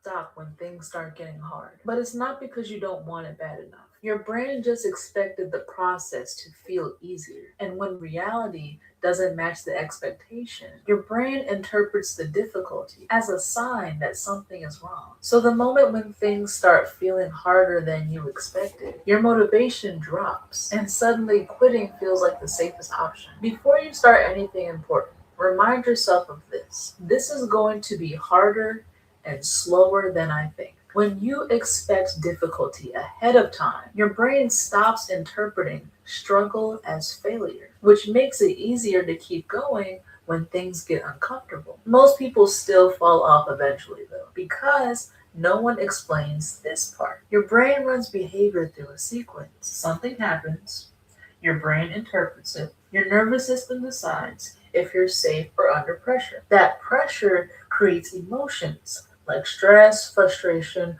or overwhelm. And those emotions drive behavior like quitting or avoiding. So quitting or falling off isn't random. It's a pattern that your brain has practiced for years. Adjusting your expectations helps interrupt one stage of the process. But if you want to break these habits permanently, you have to interrupt the entire 6-stage sequence. That's exactly why I built a full behavior interruption system. Inside it, I show you step by step how to. All right, now she's trying to sell something, but she was on fire till she tried to sell her course. So we're gonna leave it right there. God. Hey, you can hear me, priest? Yeah, I can hear you. Nah, she makes sense, man. You know what it is too? If I could add, it says, I'm looking at the PowerPoint, right? It says sometimes difficulty means this will require courage, right? That's good. We also have to talk about when you get discouraged, right? Because of certain things, because sometimes trying, like what she said, it's not even so much the problem is when you face obstacles and you just keep like running into like a brick wall, so to speak, right? That will discourage you. And it's okay to be discouraged. It's just that you got to find a way to gain courage again to overcome the discouragement. You know, so I like what she was saying, and everything can be filtered through the scriptures, but like you said, priest, at the end, yeah, she was about to sell a course, but you know, Zal, if I could, you know, and you can, if you want to speak on it, you can. If you don't, you don't have to. But you know, a couple of years ago, you put your film Charagma out, and I could tell y'all, Zahab ran into probably 100 brick walls, maybe 1,000 brick walls to get that movie out. There was plenty of opportunity for him to be like, you know what, to hell with this. And he didn't. I don't know if you want to say something about that. But, well, yeah. that is excellent. I'm glad you brought that up because I need to put myself in this PowerPoint because even though I faced discouragement, you know, I was supposed to do other things and I never did. You know what I mean? Because I got discouraged. I'm not going to lie to you. I got discouraged because I felt as though like I didn't have a lot of people around me, and this is no knock to brothers or sisters, right? Who was like in that same mode of thinking, right? So it kind of wears on you, and we all flesh and blood. So I'm taking this as accountability, and I'm letting you know, man, it's not easy. It's not easy. But to answer your question, yes, I faced a lot of adversity. Man, I don't even want to get into it, but at the end of the day, that should not matter. You know, I should have continued down that road and do other things, which I do have plans on doing. But you know, this is good because you could see the positive side and you could see the negative side, and you could see things in real time, IRL, right? In real life, you see what's going on. So yeah, man, it's like when you make up your mind to serve the Lord, you're going to have issues, you're going to have adversities, you're going to have problems. And yeah, I went through it. I did it. I completed it. But the thing about it is I wasn't happy because I wanted to do more. And with the resources or lack of resources, it will discourage you. But you still got to move forward. You still got to push forward. God, all praise to the Most High. If y'all not familiar with it, Zahab has put out 2 short films. He's put out 2 short films, and we've been with him the whole time. And the second short film, we went through a lot of obstacles, more than I can. So much money was poured into the film, so many problems. It's crazy. But yeah, it's a testimony, right? It's a testimony to show you that even though he went through what he went through, and if he ever wants to really get down to the weeds and tell you everything he went through to get the film out, he can. But the point is that he's not saying, I'm never making a film again. I put all that money in and I didn't even see it. No, we're not saying that. We're saying that that's an example of what we're talking about, right? You got to press forward, man. You know what I'm saying? Maybe film number 3 will be the one. Who knows? Anyway, let's move on. Exactly. Con. Yeah. All right. So let's go to section number 3. Fear can make you panic and make bad, life-changing decisions. I'm going to talk to the sisters for a moment specifically. And this is a man talking, so y'all pardon me. I'm going to speak from limited knowledge. Y'all sisters are way more knowledgeable than me, but I need for every sister to see this. I need for y'all to see this. Understand your options. This is Sirach chapter 38. And this is sad. And this is warfare on our community too. But we'll get there. This is Sirach 38 verse 1. It says, honor a physician with the honor due unto him, for the uses which ye may have of him, for the Lord hath created him. So somebody that is a physician, you're supposed to give them a certain level of respect. That's true. For of the Most High cometh healing, and he shall receive honor of the king. The Bible does not teach you to ignore a doctor because you have faith. Nobody teaches that. But neither should someone make a serious decision solely because you're terrified. I'm going to say it again. Neither should someone make a serious decision about your health solely because you are terrified. Listen to what I'm telling y'all.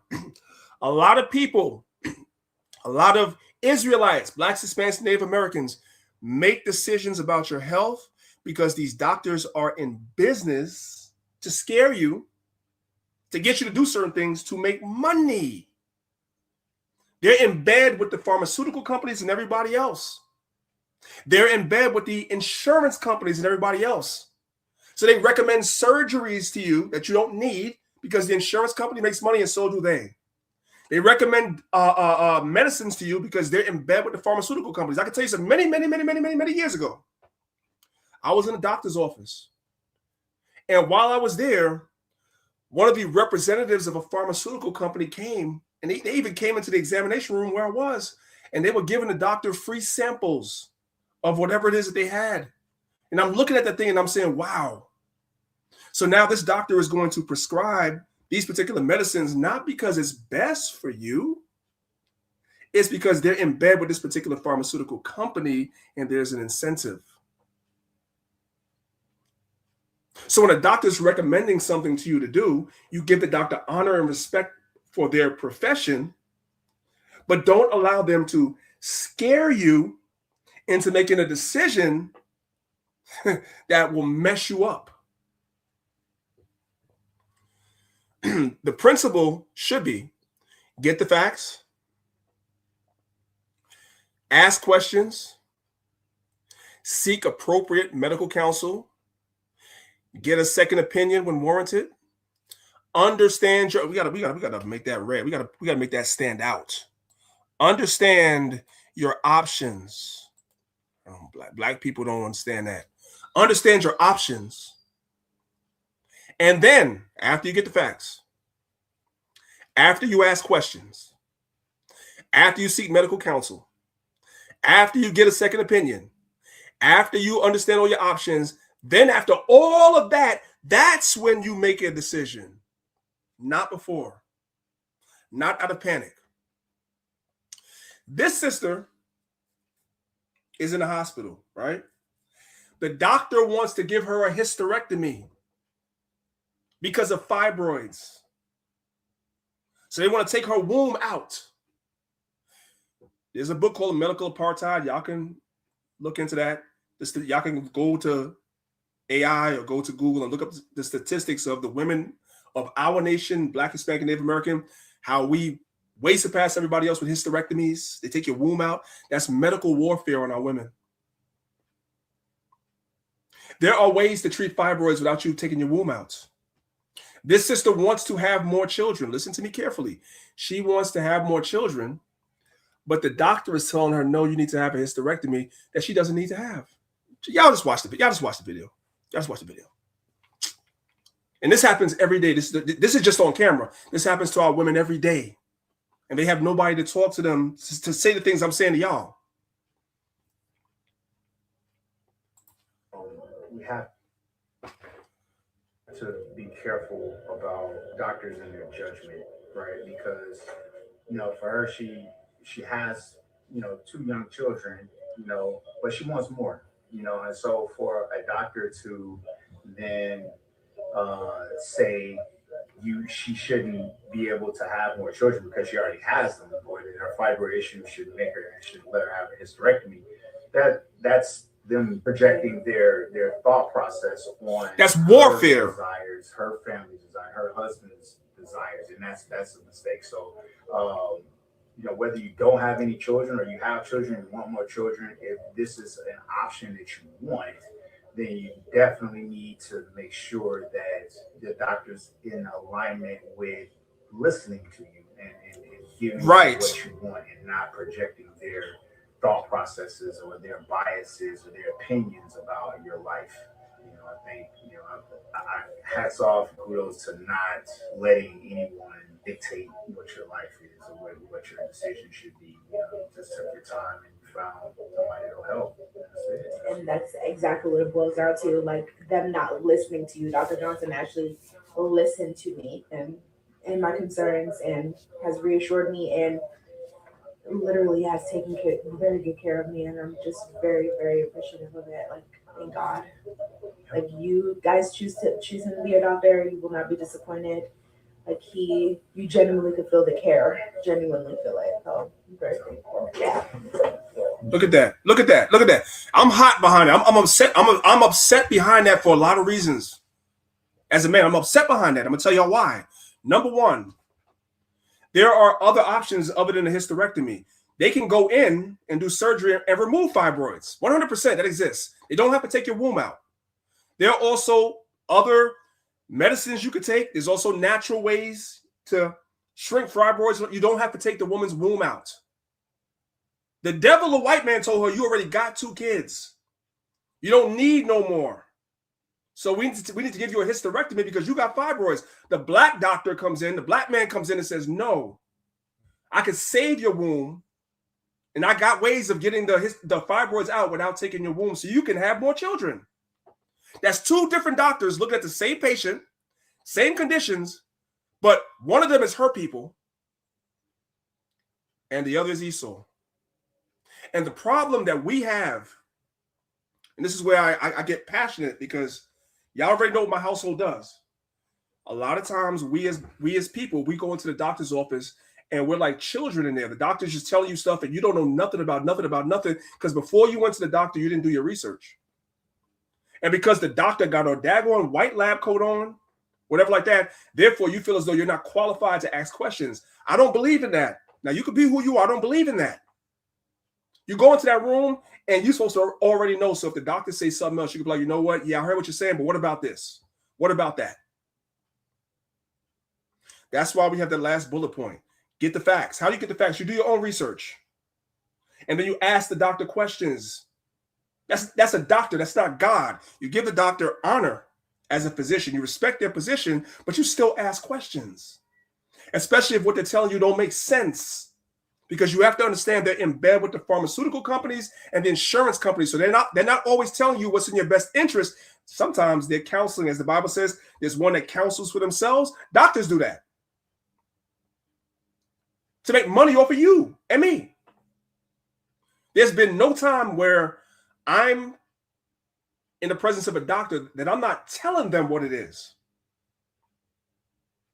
That time, a couple of years ago, those that know within the camp, when I came down with a respiratory infection and I was in the hospital, my wife was in the hospital telling the doctors what it is and what they should do. Not asking, not sitting there like a shrinking violet, telling them this is that, do this, do that. That's how we all should be.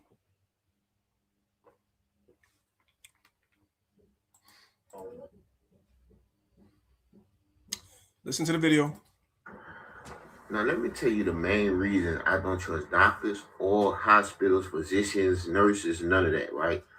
Because they got a scam and a scheme, should I say, going on.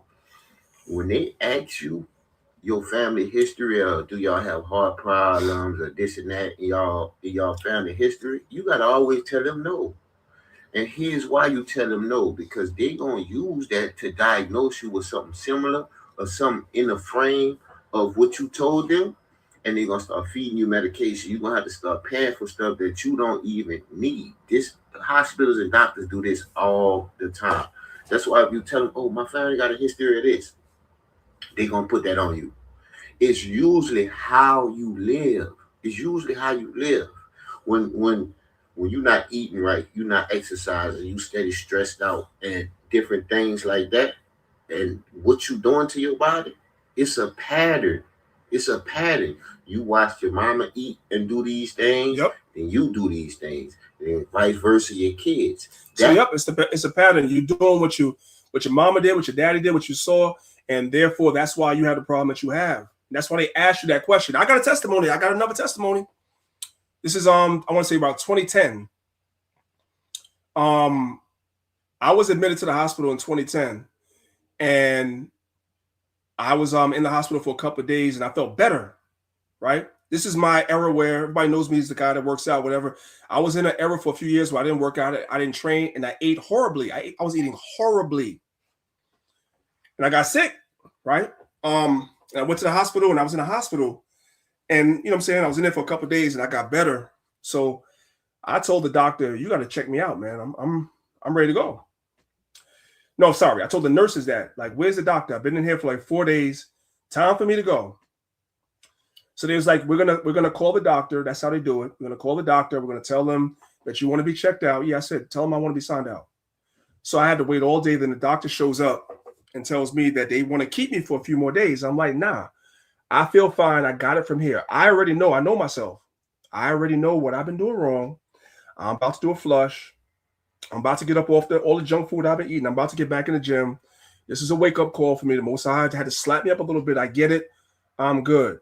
Here go the doctor. Well, the reason why we want to keep you and do some more tests, we think that you have lupus. I don't got no goddamn lupus. I'm in here for respiratory illness. Respiratory, right? I've been eating a lot of cookies and cakes and cream and stuff like that, and milk and all that stuff like that. And I done got inflammation from eating all that stuff like that. And I'm having symptoms of asthma and emphysema, breathing problems, respiratory problems. Nigga, you telling me I have a problem with damn lupus? It's not related. No, what you want to do is you want to experiment on me. Sign me out. Stop playing with me. Sign me out. It's two Indian dudes, and they had to sign me out. I'm not playing with you. I don't give a damn about that white lab coat or that degree on your wall. You're not going to fool me. I know what time it is. I don't have that. And you're not about to give that to me and give me some daggone medicine that the pharmaceutical company that's supporting you wants me to take. That's how I talk to doctors. I still give them their respect, but don't play with me. And that's what I'm trying to teach y'all too. But you scared because they have the white lab coat on. So let me not say nothing. No. Okay, I know that's some BS you said right there. You can say it in a nice way. That was 2010. It's 2026. I still don't have lupus. What are we talking about? I still don't have lupus. I never had that. Anyway, let's move on. This is Proverbs 18, verse 13. It says, he that answereth the matter before he heareth it, it is folly and shame unto him. Live with decisions. Nope. There's no such thing as living with your decisions. Did y'all know that? You don't live with your decisions. That's fake. You live with the consequences of the decision that you made. We're about to get into that now. We're about to get into that. You don't live with your decisions. You live with the consequences of the decisions you made. And that goes to medical diagnoses, surgeries, financial decisions, relationships, legal situations, employment, major purposes, whatever it is that you want to talk about. The consequences of doing these things is what you live with, not the decision. You made a choice to do something, didn't think it through, didn't research it. That's what you're living with, the consequences. Listen. Don't ever make a decision more important than the consequence, because decisions give birth to consequences. People normally say if you make a decision, you got to live with it. That is not true. You don't live with the decision because that happens in one moment. You live with the consequences. So what you must do before you make any decision in life is don't study the decision. Make sure you exhaust every possible means to study the consequences. Don't ever make a decision. Everybody understand that? Everybody understands that. No need for me to dwell on that. Don't. All right, guys. Hey, real quick, priest, you know where they do that too in the hospital too? Also to fathers when like your wife is pregnant, they will not listen to the father. I've had that on like several occasions. You go into the ER and your wife's about to have a baby and they're saying, oh, well, you know, we think this, that, the third. How about a C-section? This. I'm like, what? No. They'll just ignore you and look at the mother like, what do you want? What do you want? Now, we understand a woman's body, right? You know what I'm saying? She has that right. But father has a right too. You know what I'm saying? And it's a good thing that the mother of my children, she had half a brain to say, no, listen to what he's saying also. Because if not, they will just block you out.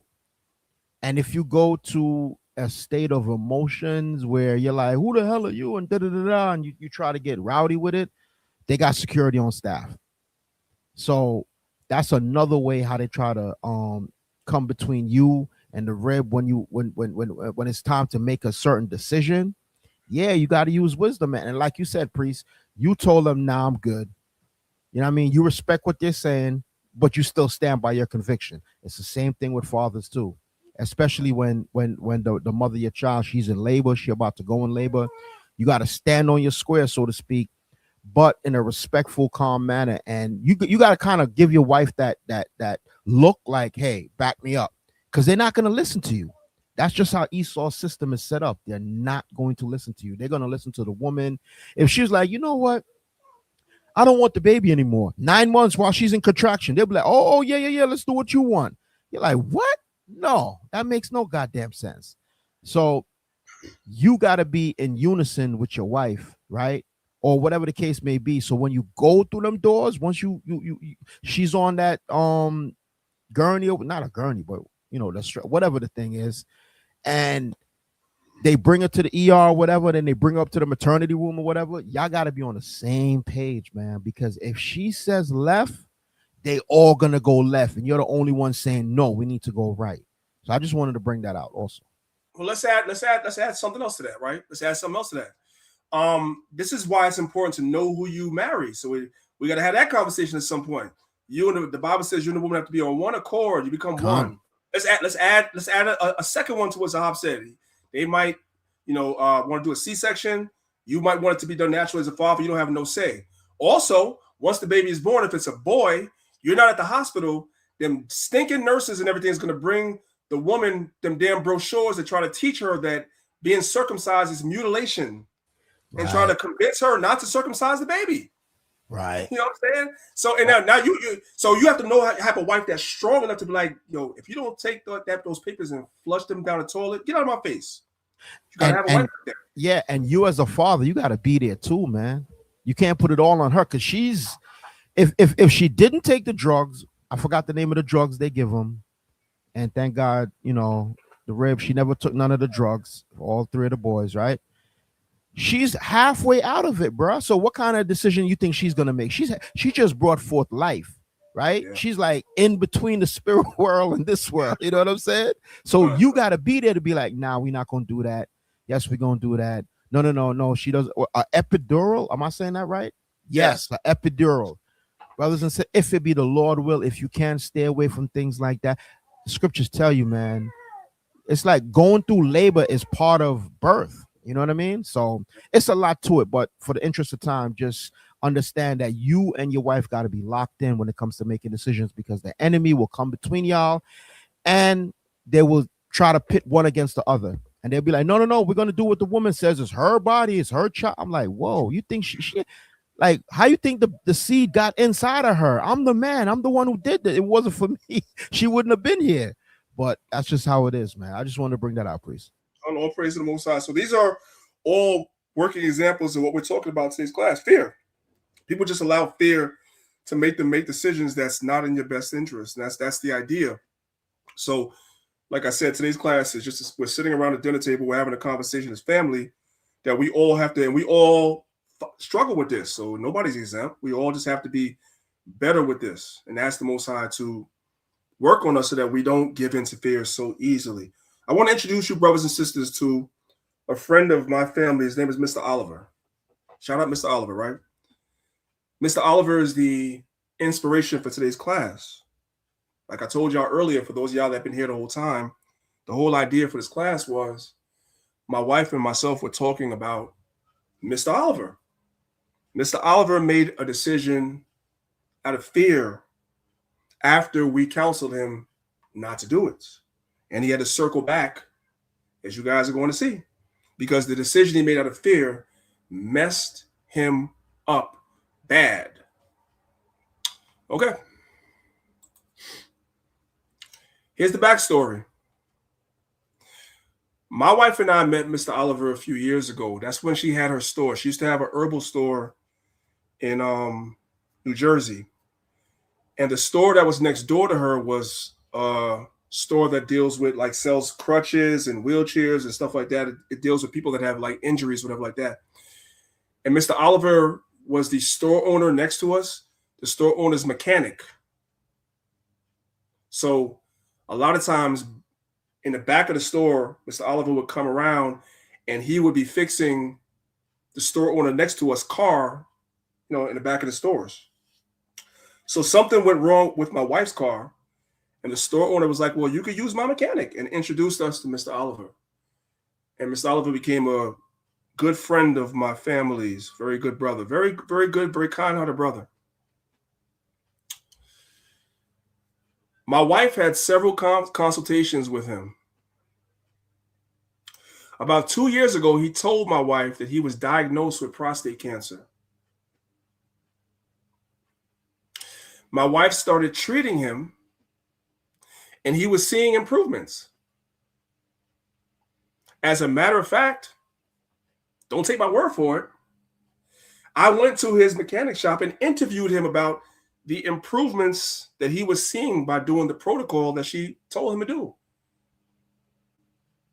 I'm going to play the video for you guys. And I want to tell y'all something about cancer while we're talking about it. You know, you could live with cancer and not die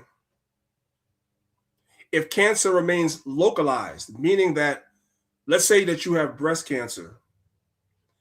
If you catch it early and you treat it, as long as it doesn't spread elsewhere, you could live with that thing.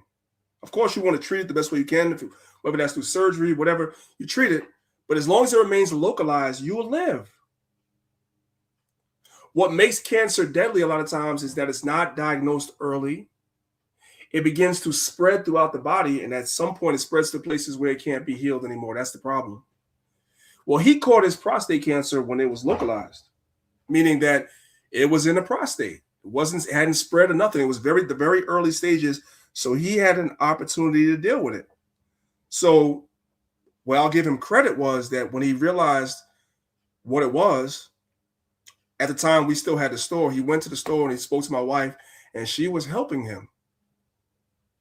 with it, right? So what we're gonna do now, we're gonna come before we play the video. I want to educate y'all on something because you won't understand what he's saying if you don't understand this chart. Now, for those of y'all that are on Clubhouse, you ain't gonna know what I'm talking about. That's why I told y'all the link is at the top of the room. You come over here so you can see this, especially the men, because you don't know what this is. You've never heard this before. It's okay. We're gonna learn together. Before I show you the video, he's gonna make a statement. I want to teach you what he's saying. There's something called your PSA levels when it comes to your prostate as a man. What is your PSA levels? It means your prostate specific antigen, a protein produced by the prostate gland.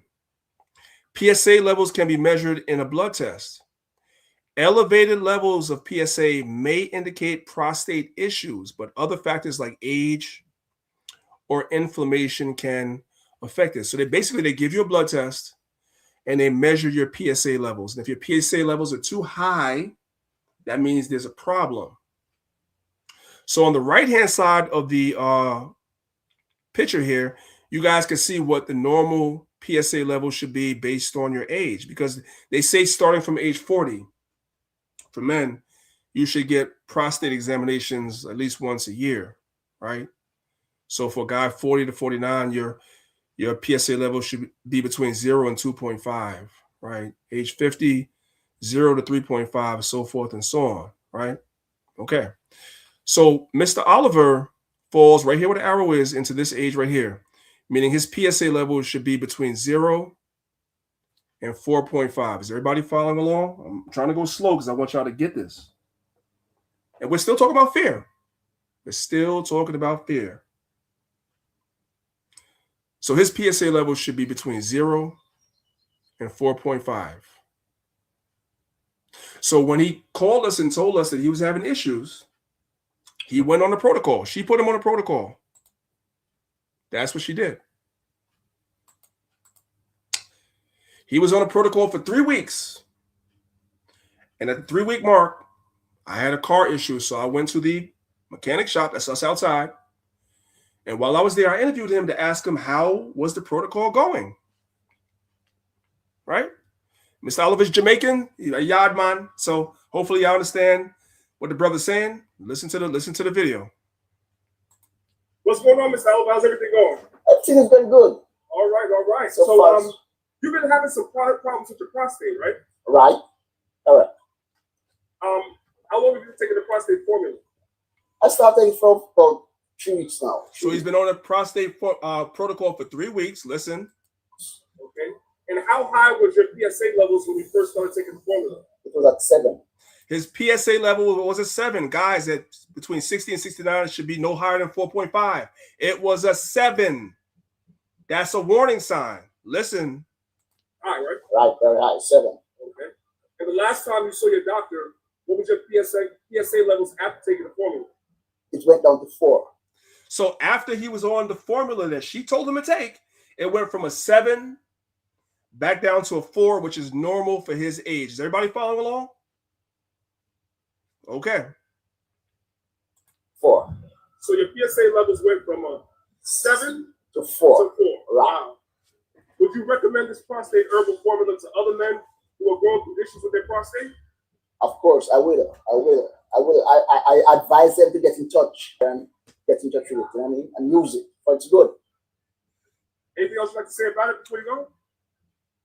It's not tasting good, and anything that don't taste good, it's good for you. So I don't mind it. I drink it as she prescribed for me. So I'm very happy I met her and get in touch with her. I'm still in touch. And now I'm on a road of recovery. You know what I mean? And I'm good now. All right, well, we appreciate it. Good luck. Keep taking it and get better, man. Okay, thank you very much. Man. Okay. Y'all heard that? So he went from a 7 to a 4. He said it's nasty, which is a whole other conversation because, hey, man, the human body was created for balance. So everything is not supposed to be sweet and taste good. The Most High created bitter and sweet for a reason.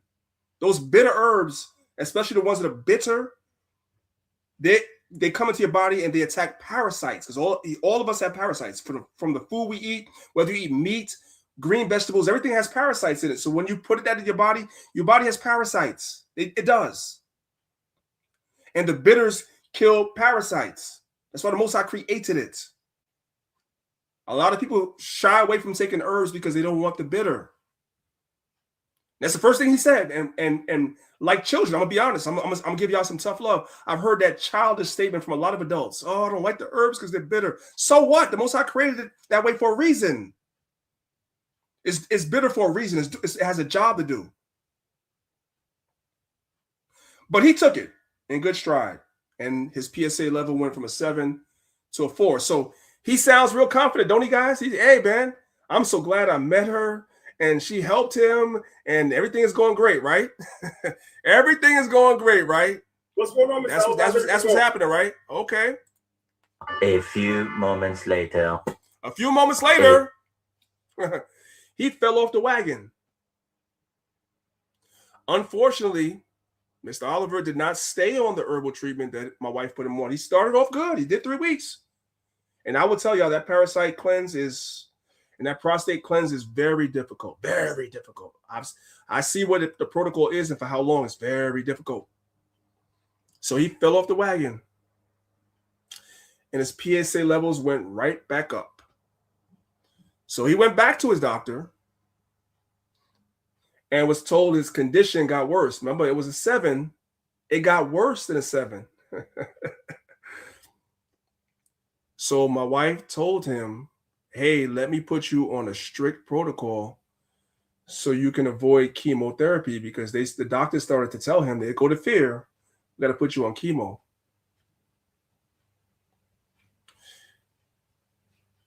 All right. Okay. When I said it got worse, ladies and gentlemen, it went from a 7 all the way down to a 4. And then when he fell off the wagon, this is a screenshot of the text message he sent my wife. His PSA is now 12. It's now 12. For his age range, it's only supposed to be 4.5 max. It's 12. It's getting worse.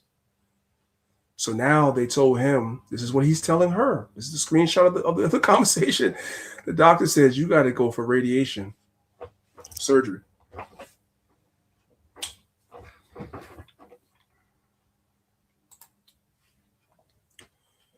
So my wife once again says, hey, let me put you on another protocol. Don't go for the surgery yet. You're not that, you're at 12, but the stage that you're at right now, it could be fixed if you just stay on the protocol for 3 months. You did it for 3 weeks, you fell off. Now get back on it and stay on it for 3 months, and the levels will go back down before you do the surgery. She didn't notice, she didn't tell him don't do the surgery. She just said before you do the surgery, before you do the chemo, yes, it's going to be difficult. Yeah, you can't eat all your favorite foods and all this other stuff you want to do. You can't indulge yourself, but it'll save you from having surgery or having chemo. Just do the protocol, bro. Just do it. Well, needless to say, he didn't do it. So we skipped ahead in the screenshots of the text messages. He went for radiation because doing the 3-month protocol was too hard. So he chose radiation. Right? And then what do you guys see right there? What did he say? My wife said to him, I wish you had taken my advice and done the protocol rather than the radiation. Right? Okay. Here's his answer, y'all. Here's today's class. His response was, I got scared, man. The things the doctor was saying to me, I was afraid, I blame myself still. Remember now, let's put it all together. Let's put the pieces of the puzzle together. Didn't he say in the video that when he did the protocol for 3 weeks, it went from a 7 to a 4? That's his words. So it worked. He saw that it worked, just like the Israelites saw the Most High killed the Egyptian. And the Most High promised them the land flowing with milk and honey. But as soon as somebody came along and said, goodness, man, them guys that's living in Canaan and that land that the Most High promised us, those guys are big and tall. They're giants. And they have these big walls, right? I don't think we could take it. The people allowed that to influence their decision. Like, okay, maybe we can't take it. Well, he saw with his own eyes his PSA level go from a 7 to a 4. And then the doctor came in and said, boy, that cancer is giant, man. I don't know. I think you should have some radiation. And he fell for it. Y'all see it on your screen. These are just screenshots of the text messages between the two of them. This is Proverbs 14, verse 15. It says, the simple believes every word. The doctor came in there and said something to him. He had that elaborate white coat on and said something to him. And everything that he saw with his own eyes from doing what he was told to do, because he wasn't so far along. There are certain points in cancer, depending on what stage that you're at, where you just have to have chemotherapy. So don't get me wrong. I want to be clear. Stage 4, you have to do chemo. Stage 3, probably you have to do chemo. Stage 1 and 2, no.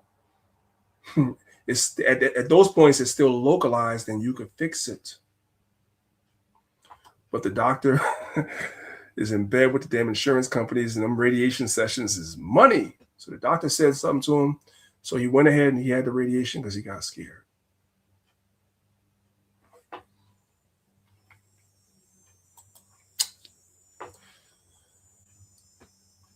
These are some of the side effects of doing prostate cancer radiation, right? So there are urinary side effects. I'm not going to read them all for the sake of time.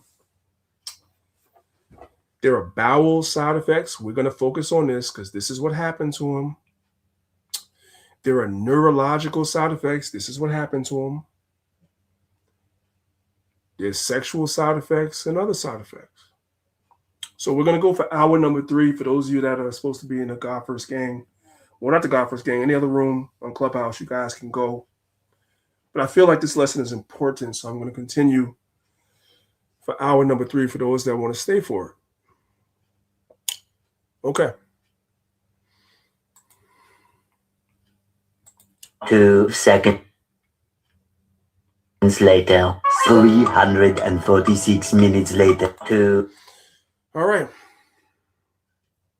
So Oliver decided to go for the therapy, radiation therapy, even though he saw that if he was patient and did what he was supposed to do, and he had to have a little courage, and you also have to have a little discipline, because I'll be honest, like that, those protocols that she put you on really limits what you could eat, and that's most people struggle.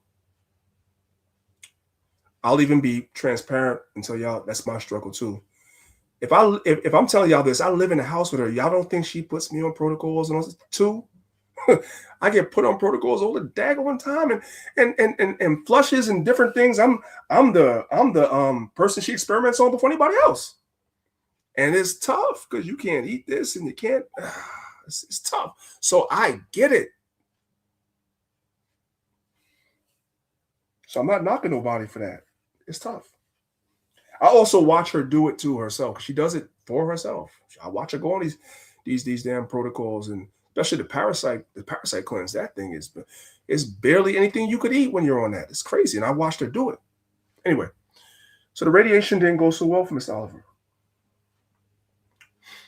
He decided to do the radiation, and what happened after the radiation is a lawsuit waiting to happen. You know, we're encouraging the man to get a lawyer and file a lawsuit because it wasn't good.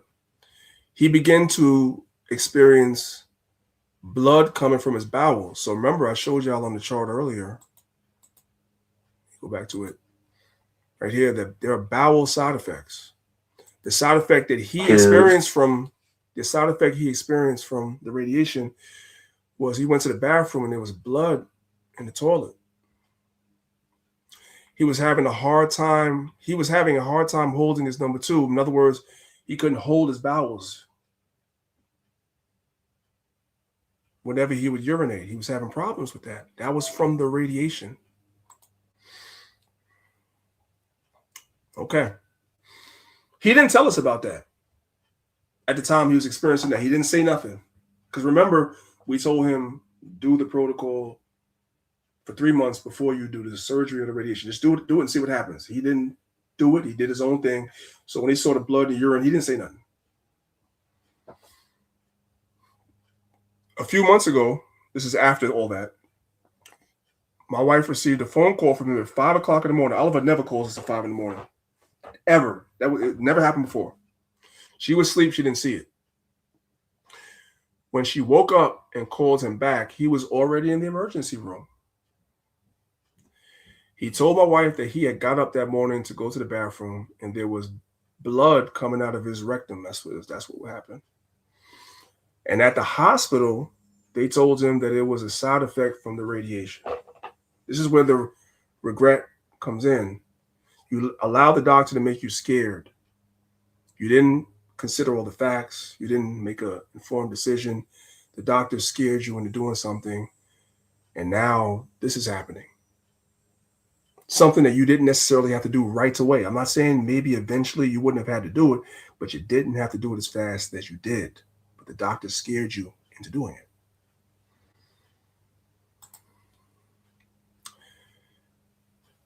Another side effect that Oliver suffered from is vertigo.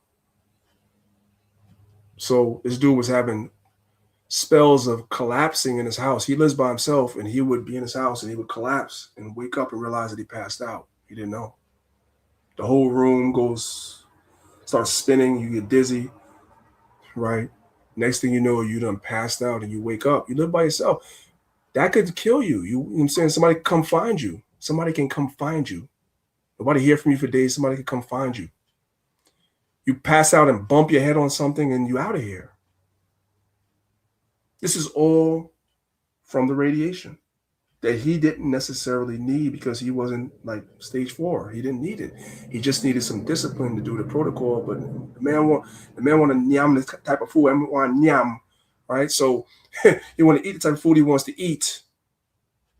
So you don't want to do the protocol because you can't eat certain things. So a week ago, he was in the emergency room again. Last time it was because you was going to the bathroom and you was passing out blood in your stool. Now you're in a hospital because you got vertigo. You've been experiencing dizziness, collapsing, passing out, vomiting, nausea, all that stuff. Pretty much all the symptoms that come with vertigo. And after all that is said and done, here he comes back to my wife again, saying that he messed up. So currently, as we speak right now, my wife is treating him now. Again, she put him on a protocol for the vertigo and the prostate because even though he did the radiation, his levels are still unstable. And that is the end of Mr. Oliver's story. It's a cautionary tale.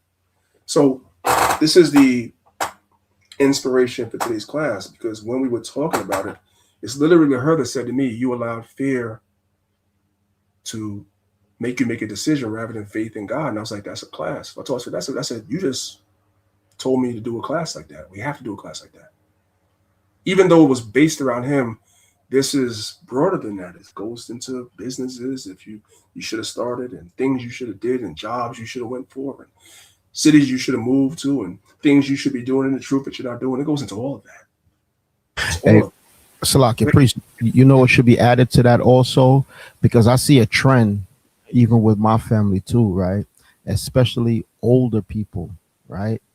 They tend to be stuck in their ways and they don't want to take advice from somebody who they perceive as younger, right? They don't, who are you to tell me what to do? Because I reached out to Sister Malika for my father, right? And I put him on the phone with her and she was asking him questions and about his diet and so on and so forth. And I know my dad, I just get the vibe like, damn, you know, he's kind of bucking up. And then here come my mom's too with her BS. And I'm like, you got to listen to what the sister's saying. She's a herbalist. She knows. But I think it's a little bit of pride in it too. Because, and you could apply that to business and other things where your pride won't allow you to take advice from other people, especially people you might perceive are younger than you, not as experienced, because when you reach a certain age, you're like, nobody could tell me nothing. I've been through this 10 times before you was even here. But that doesn't mean what you've been through, right, is you're supposed to go through it over and over again. Somebody could have been through something one time and they learn, and the Most High blessed them with wisdom, and they could turn around, be ready to impart that wisdom to other people. But you so stuck in your ways. I'm old, especially Benjamin, bro. You know, older Benjamin. They don't let. Who are you? You can't tell me. I mean, all the tribes do it too. Judah do it, but Benjamin, that's their curse, man. You're older Benjamin. You don't listen. You're stuck in your ways, and I'm fighting and I'm begging and I'm pleading, and it's just Sister Malika would tell you too. Like, yo, Zahab, your family's stuck in their ways. I'm like, damn. So I understand where you're coming from. I just wanted to put that out there. That could be also a factor too, please.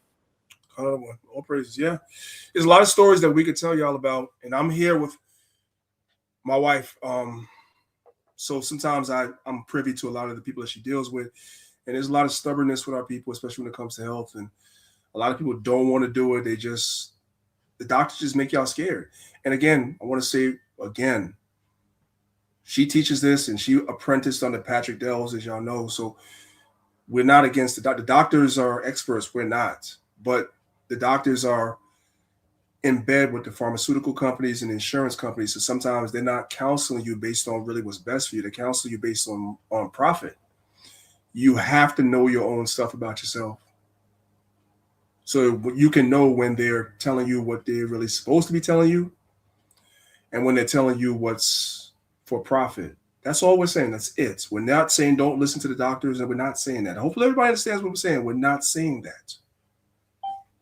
Okay. Yeah, and a lot of us got to understand the white man is not God, man. I'm talking about some of us who are not in the truth, because a lot of our people, they take what the white man say as gospel. He says, take 2 aspirins. I'm going to take 2. I'm not listening to your nigga voodoo magic.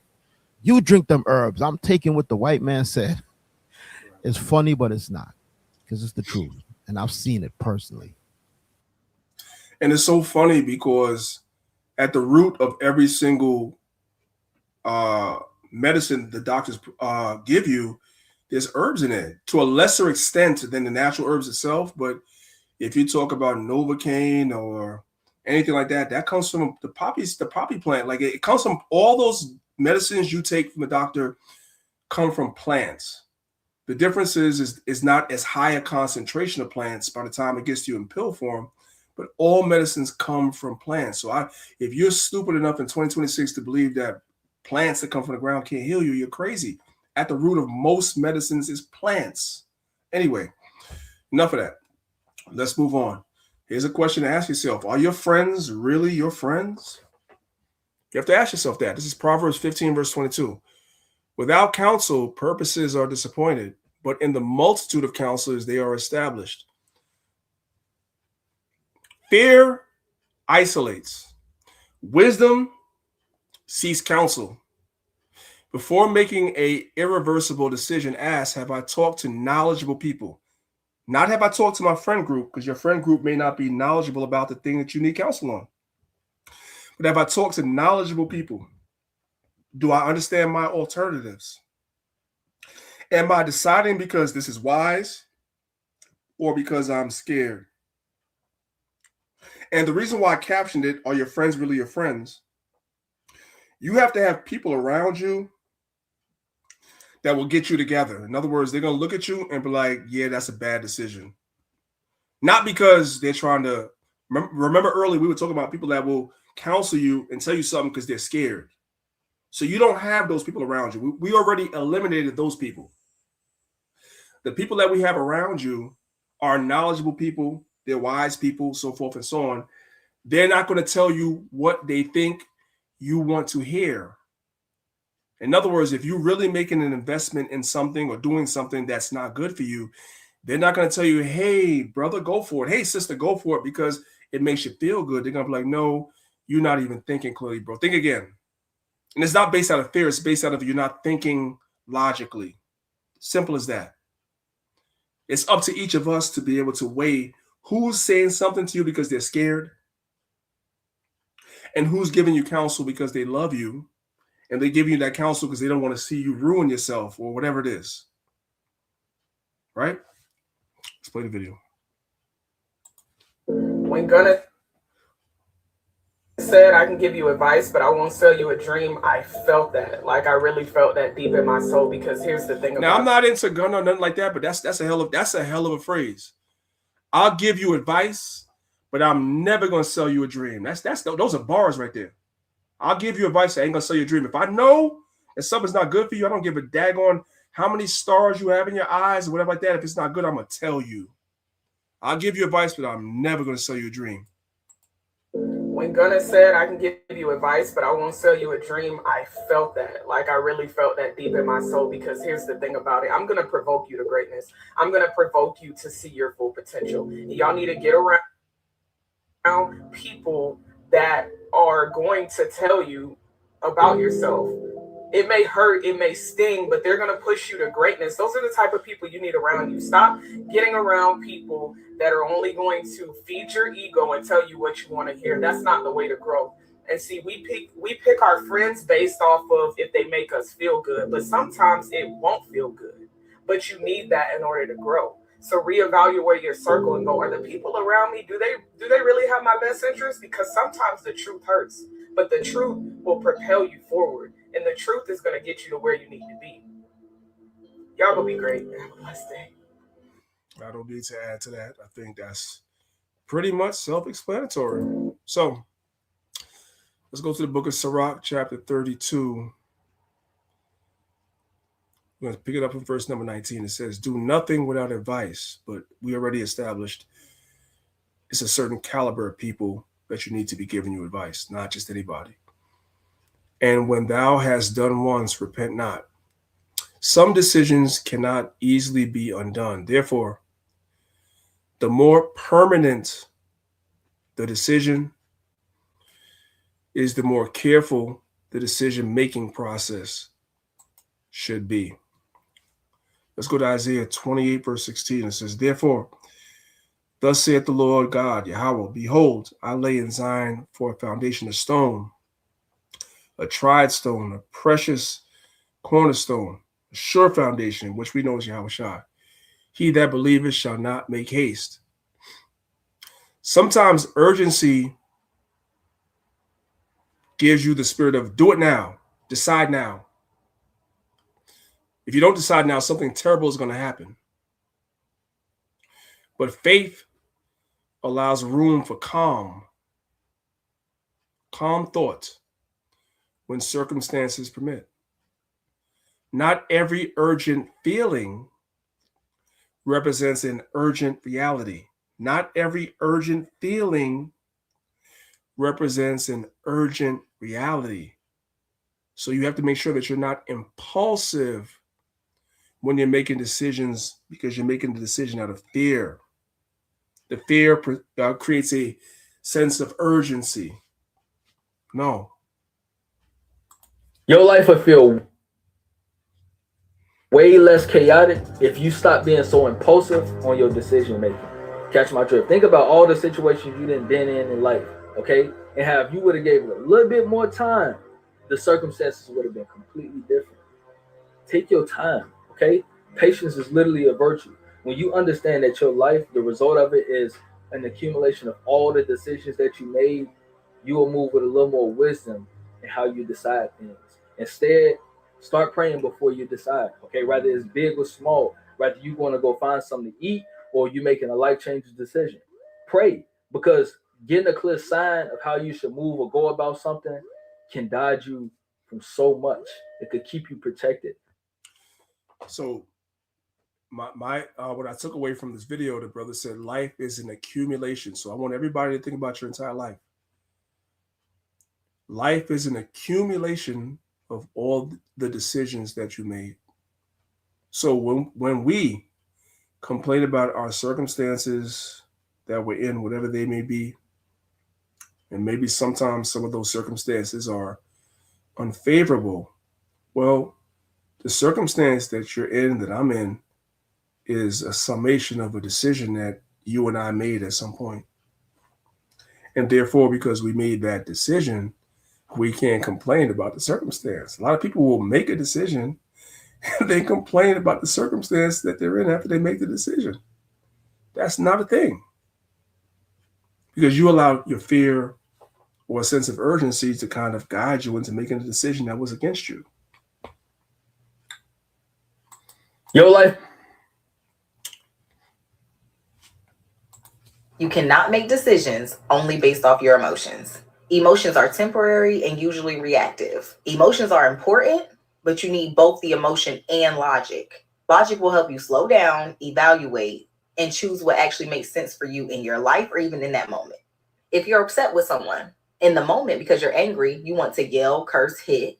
But if you were using the logic, you would say, yes, I'm upset, but reacting is going to make things worse. I'm going to take a step back and I need to communicate in a different way. Not every feeling needs an immediate reaction. Many of you go back to unhealthy and toxic relationships because you miss them and it feels familiar. However, adding in the logic reminds you that they're inconsistent and they haven't changed. And also, missing them is an emotion. Just because you miss somebody does not mean they were healthy for you. Missing someone is a feeling, patterns are facts. Many of us love retail therapy. However, every single time you have a bad day, you don't have to go spend that money. Your logic mind is going to say, yes, I want this, but I probably need to spend this money on something else right now. Temporary relief does not give you long-term stability. Many of us have bad days at work, and many of you will quit that job on any given day. But your logic is going to say, I'm frustrated right now, but I need a plan before I make any major moves. If you just quit, then your feelings just caused more consequences for later on. Start pausing before you react. Give yourself some time to actually reflect and actually process. Ask yourself, will what I do now and what decisions I make, will they benefit me long term? Also, just because you feel something strongly doesn't mean it's the full reality. So that's why it's good to validate your emotions and see why you're feeling a way, but that doesn't mean react and behave in a certain way.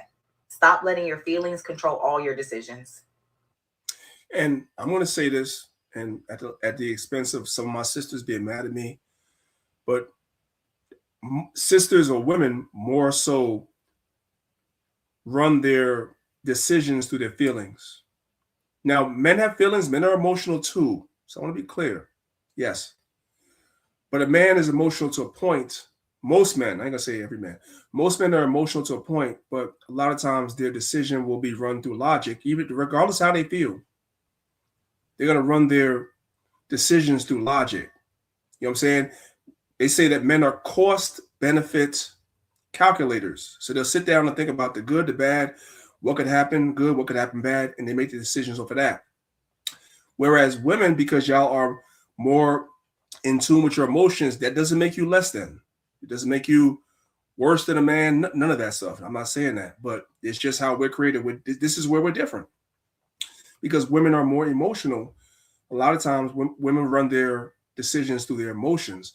And what the sister, shout out to her, is trying to say to you is don't do that. It's okay to be more emotional as a woman. It's okay to have emotions as a woman, but don't run your decisions through your emotions. Allow yourself as a woman to feel certain things. Okay, this is how you feel about the situation, but don't make a decision before you give yourself a little bit of room to run some logic and be like, okay, but if I quit this job, like I want to quit this job right now. I'm tired of being here. It doesn't pay me well. I'm tired of dealing with whatever I'm dealing with. I'm gonna leave, right? But how are you gonna pay your bills? I understand how you feel, and your feelings may be valid and all that. But if you can't pay your bills, you can't leave, even though you want to leave. See, a man knows he can't leave because a man is supposed to provide, right? He's supposed to be the main provider for his household. A woman is also supposed to provide pursuant to Proverbs 31. Let's be clear. This idea of women not having to provide for the household is not biblical. She's supposed to provide too, but a man is expected to provide for his household. So if he's on a job, he can't leave and be like, okay, I'll figure it out later. I'm gonna figure out what my next move is gonna be, what my next job is gonna be. No, a man already has to have another job lined up, especially if he has a woman and children in the family. He has to be able to provide for that household. That's the idea.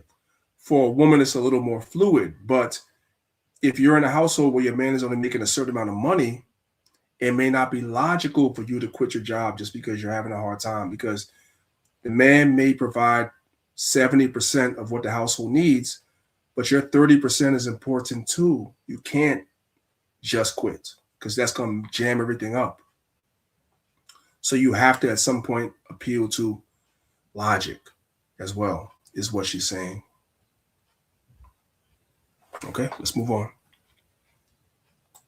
You cannot.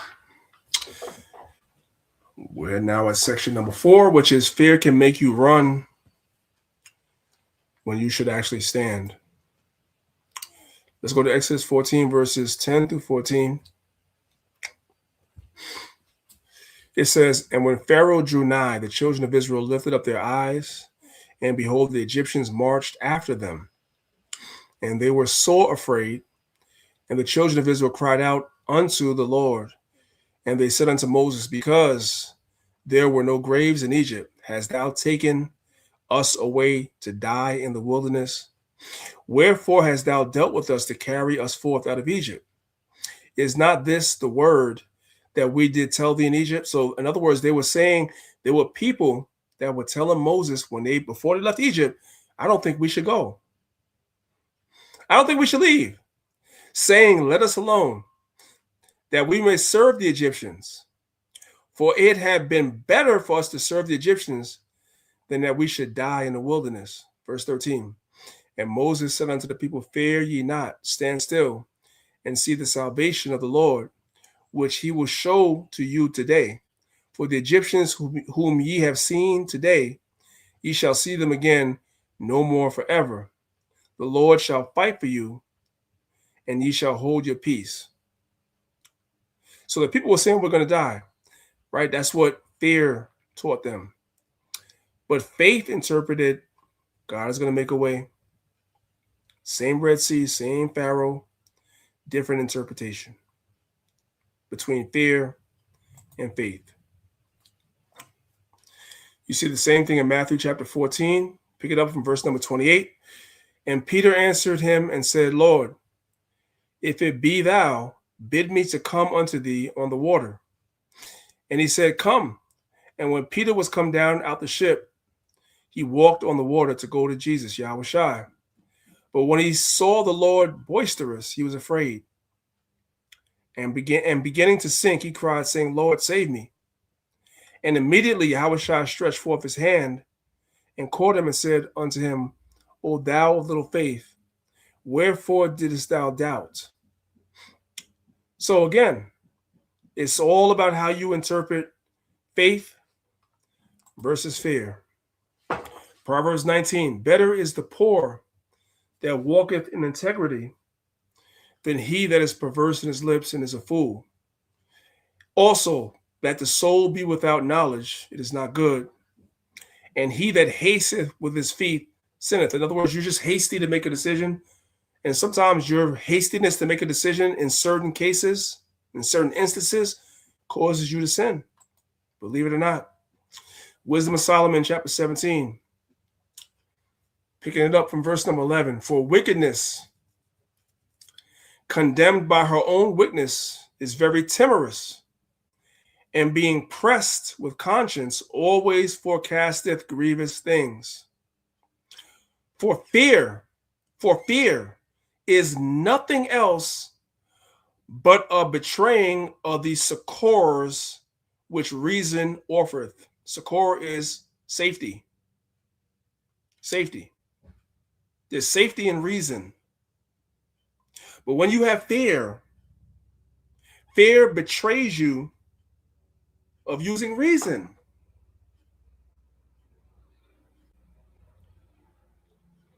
Fear can make imagination overpower evidence. You start imagining things that could go wrong, whatever the situation is. Fear says to you, what if the worst possible thing happens?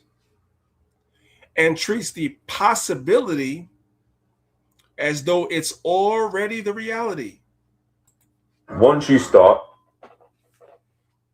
never consider the possibility of failure. Always have belief in yourself. The possibility of failure is always there, but what I want you to do is to never consider it. Never look at failure as an option, because the thing about it is that failure is inevitable. Failure will happen, but rather than allowing that to take any space in your mind, always consider the fact that you can achieve success. You can achieve this goal. You can work towards this thing without ever coming to a loss. And when it does happen, because inevitably it will happen, at least you know for a fact that prior to that, you never considered it. And what you did was you always worked as hard as possibly can to be able to get to a position where you are today. And if you do fail, learn from it. Don't flee from it. Don't run away from it. Don't cry about it. Accept it. Learn from it. Innovate from it and grow. And that's what I told y'all earlier. For those of y'all that been here the whole class, that's what the whole thing with Robert Kiyosaki from Rich Dad Poor Dad said. The difference between a successful business and a non-successful business is you've learned from failure. You failed 9 times. You innovate from it, you pivot from it, and then the 10th time is the success. That's the successful business person. The person that's not successful, they had a couple of things that happened to them 1, 2, 3 times, and they give up. That's the difference. It's literally the difference. So let's look at Luke chapter 14, verses 26 through 33. It says, if any man come to me and hate not his father and mother and wife and children and brethren and sisters, yea, also his own life, he cannot be my disciple. Now, I've seen people that hate the Bible say, see, the Bible says hate your mother, hate your father, and it's not what it's talking about. It says hate your own life, meaning, if you're using common sense and logic, meaning that you don't put anything before what your calling is and your purpose is, which is this truth, to teach this gospel. That's what it means. Meaning that there's a lot of other things. I'm going to use the part where it says, and hate his own life. Meaning that all of us, everybody listening, you had certain aspirations in life when you were in school. You had a certain vision and trajectory for your life that you wanted to accomplish, whatever that was. You saw yourself going to college. You saw yourself having a certain job, a certain career, whatever that may be. You saw yourself in a certain relationship. You saw yourself living a certain place, making a certain amount of money, whatever it might be, right? And then you come into the knowledge of this truth. And now there's the dichotomy between what you saw for yourself and what the Most High purposed for you. You have to hate, meaning you have to choose what God purposed for you over what you saw for yourself. That's what this is saying. And once you understand that portion for yourself, hating your own life, you don't hate your life like you hate breathing oxygen. That's not what it means. It means hating or not choosing what you wanted for yourself, but choosing what God purposed for you. Once you understand that portion of the verse, you can understand the rest of the verse when it says hating your mother, your father, meaning that your mother, your father may have purpose for you. They may have told you when you grow up, they want you to be a doctor or a lawyer. Yeah, well, that sounded good, but God says you're a teacher of his word, right? That's what you've been purposed to do. You can't allow your parents' disappointment in you or anybody else to derail you from what God purposed for you. That's what it's saying. You cannot fear their opinion of you because you didn't do what they thought you should have did to affect you. That's what it's saying. If any man come to me and hate not his father, his mother, his wife, and children, meaning sometimes the Most High will bring you into the truth and your spouse ain't rocking with you, whether you're a man or a woman, because there's examples in the Bible of a woman coming in the truth and her husband being an unbeliever. You see that in 1 Corinthians chapter 7. So it's not just in this instance, it's speaking about the man whose wife is an unbeliever. But in 1 Corinthians chapter 7, it speaks about the woman whose husband is an unbeliever. So it can be either way. And children and brethren and sisters, yea, in his own life, he cannot be my disciple. So if you don't put the purpose that God has for you before other people, despite what they may think about you, then you can't be Yahushua disciple. That's what he's saying to you. And whosoever doth not bear his cross, meaning what we saw earlier, if you allow adversity to affect you, then you have no strength. We saw that in Proverbs. This is saying the same thing. You got to bear your cross. And your cross looks different than my cross. My cross or my adversity looks different than Zahab's, and so forth and so on. But you have to bear it and still do what you were called to do. And come after me cannot be my disciple. For which of you intending to build a tower? In other words, Sirach chapter 2. You come to serve the Lord, you have to already know that you're going to have to bear a cross. You're going to have to go through some stuff. So you have to anticipate that before you come into the truth. And sadly, I see a lot of Israelites that come into the truth, and then the cross gets heavy, and then they say that they need some time off to go deal with that. That's not Bible. It's not Bible. For which of you intending to build a tower sitteth not down first and counteth the cost, whether he have sufficient to finish it? You come into the truth, you're supposed to know there's going to be adversity. And you're supposed to know or not whether you have the strength to go through the adversity because you know it's coming. Verse 29, lest haply after he have laid the foundation and is not able to finish it, all that behold it begin to mock him. In other words, you come to the truth all strong, and then the adversity hits, and now you're like, brother, I need some time away. I got to get my family together and everything. Yeah, people looking at you like, man, you have no strength, like it says in the book of Proverbs. You have no strength. You're supposed to know that before you came in. Verse 30, saying, this man began to build and was not able to finish. Or, what king goeth to make war against another king? Sitteth not down first and consulteth whether he be able with 10,000 to meet him that cometh against him with 20,000. So in other words, if you're a king, before you go to war, you got advisors. This is the idea. Like, there's no such thing, whether you're a king or a common man, there's no such thing as people can't counsel you and tell you things where you going off at. Like, the Bible doesn't teach that. Doesn't matter who you are. There should be somebody that's able to tell you, hey, bro, you shouldn't do that. It should be somebody you trust. That's in the Bible. We're reading it right now. Verse 31 again. What king goeth to make war against another king, sitteth not down first and consulteth? What it means to consult means to have a counsel. You're about to make a decision. There should be somebody that you can counsel with about a decision you're going to make, and make sure you're making the right decision. And consulteth whether he be able with 10,000 to meet him that cometh against him with 20,000. Or else, while the other is yet a great way off, he sendeth an ambassage and desireth conditions of peace. So likewise, whosoever he be of you that forsaketh not all that he has, meaning you had a purpose, you had a desire, you had things you wanted to do, and then you heard this truth, and you had to forsake what you wanted to do with your life and do what God purposed you to do. If you're not willing to do that, Yahweh Shah said, what? He cannot be my disciple. That's cold-blooded. And a lot of people can't receive this because they're so attached and married to what they want to do with their life and the purpose that they saw for themselves. They can't receive this.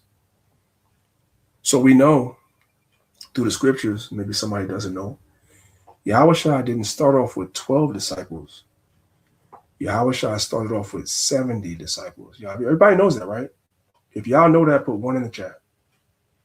Yahweh Shah started off with 70 disciples, not 12.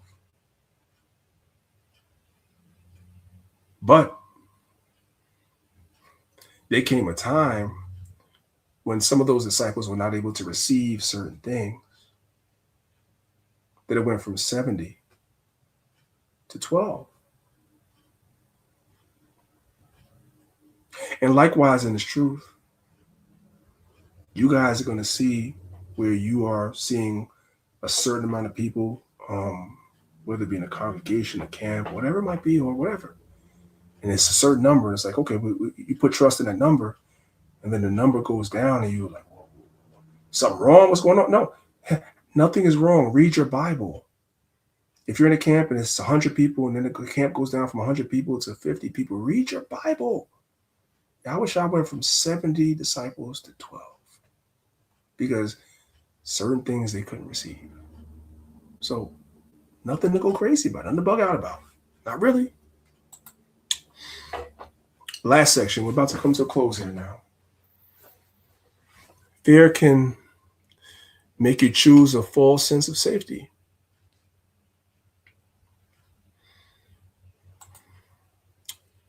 This is 1 Samuel 15, verse 24. The question we have to ask ourselves is, who controls us? We live in an age right now where most people are controlled by likes and, positive comments on social media. We live in a social media age where people move according to how they think people want them to move, so they're controlled by that. We think that's new. No, we're about to read it in the Bible. King Saul was controlled by that too. There was no TikTok back then. There was no Instagram. There was no Facebook. But yet and still, somehow or another, what people thought about him controlled him, just like today. This is 1 Samuel 15, verse 24. It says, and Saul said unto Samuel, I have sinned, for I have transgressed the commandment of God and thy words, because I feared the people and obeyed their voice. Have you guys ever been on social media and you've seen somebody make a video like on TikTok or something, they're like, I hope y'all don't cancel me? That's what Saul said. That's what Saul said. Because I feared the people and obeyed their voice. When you see somebody saying, I hope I don't get canceled for this, that's what they're saying. I know what I'm saying is right, but I know y'all going to be mad at me. Well, Saul made his decision based on the fact that he didn't want people to be mad at him. Fear of people being mad at him. That's what that was. Whoever controls your fear influences your decision, because you have the fear of being rejected. You have the fear of being lonely. You have the fear of maybe losing your job, fear of being criticized, fear of being embarrassed, fear of disappointing people. That's what Saul had. So he went along with what the people said, even though the prophet of God told him, don't do that.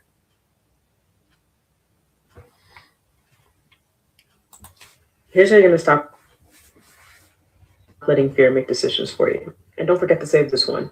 When fear shows up, ask yourself, fear, are you here to protect me or are you here to hold me back? There's nothing wrong with fear. Fear is a natural response, and many times it can come in a way as protection.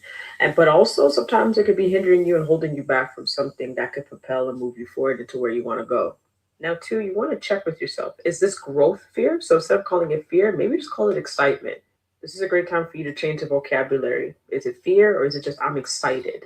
Now, even in the midst of fear, take the action anyways, especially if it's growth fear. If you're feeling a sense of uncomfortable, if you're feeling something like a foreign feeling of like, this seems like I should be doing it, but I'm holding myself back because I'm afraid, step into it anyways. Use that fear as actual fuel. I myself feel fear all the time, but what I do is I use it as fuel so I could push myself forward. All right.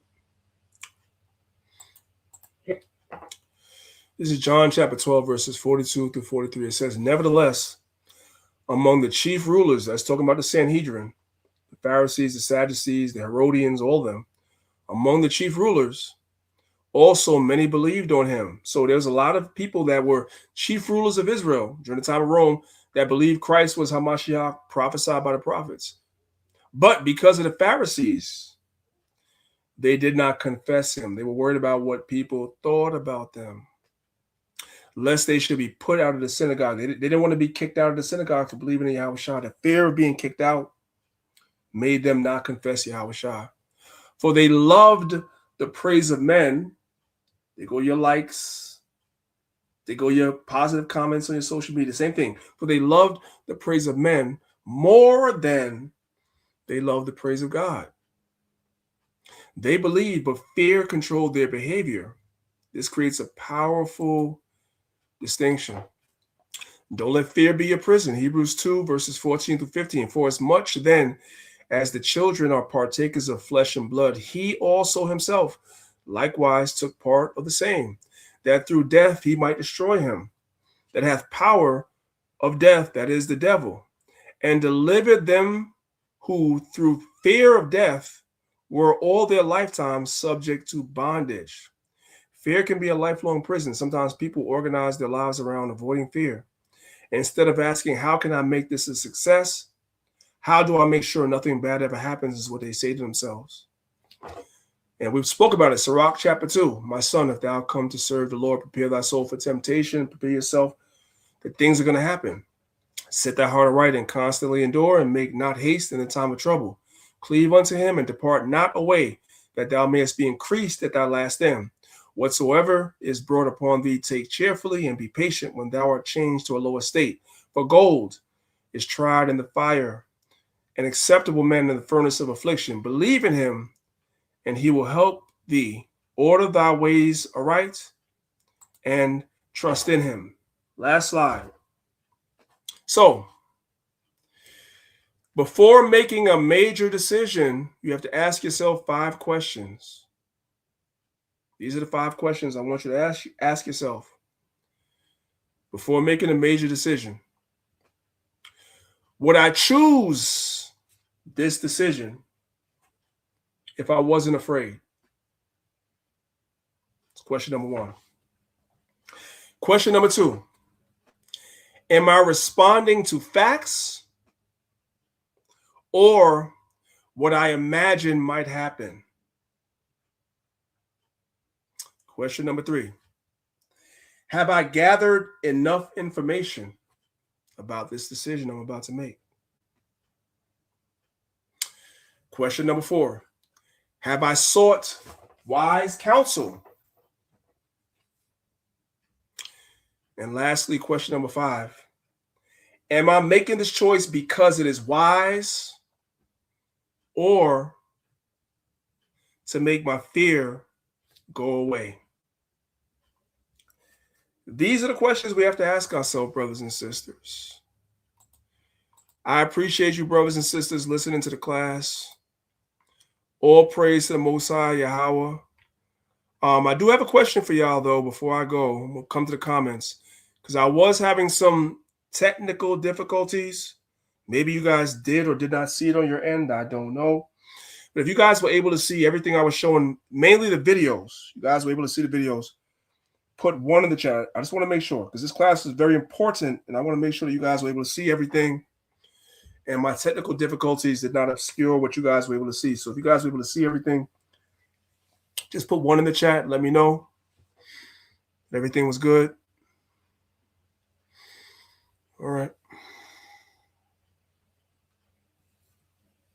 All right, I'm seeing a lot of 1s in the class. All praise to the Most High for that.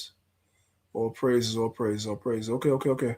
I was a little nervous because I still was going with it, but I was like, man, this it was acting up. I'm having a lot of technical difficulties on my side, but all praise to the Most High for that. Hey, Ella Zahab, do you have anything that you want to say before we close out? No, not really, priest, because the lesson was straightforward. It's just something for brothers and sisters to, internalize and apply, So it's straightforward. It's not no deep, mysterious breakdown, but it's just something that it warrants accountability and for brothers and sisters to apply, right? Because we have to be hearers of the word, not only hearers, but doers of the word, like the scripture says, right? So we don't fool ourselves. Beautiful class. Beautiful class. All praise to the Most High.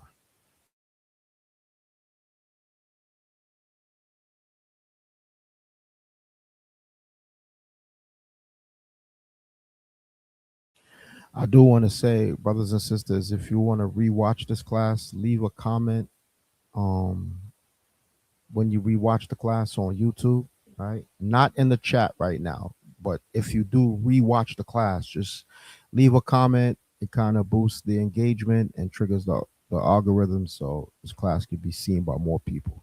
All right, that's pretty much it. All praise to the Most High. So I need a little bit of help for a couple of people in the audience to help me. Can somebody grab the link and put it in the chat for the Lions of Israel Detroit camps page, because these brothers be doing amazing classes. And if y'all like my class, I'm telling y'all they do amazing classes too. So y'all might want to tap in with them. Can somebody grab LOI Detroit's YouTube page and put it in the chat? And once it's put in the chat, I want you guys to go over there and subscribe to the channel, please. And support those brothers and sisters. I promise you won't be disappointed. They do amazing classes, and I'm not just saying that because they're in the camp, but they do amazing classes. So if somebody could please grab that. I'm going to give y'all a couple of pages I want you guys to subscribe to. I'm going to grab one myself while I'm waiting for that.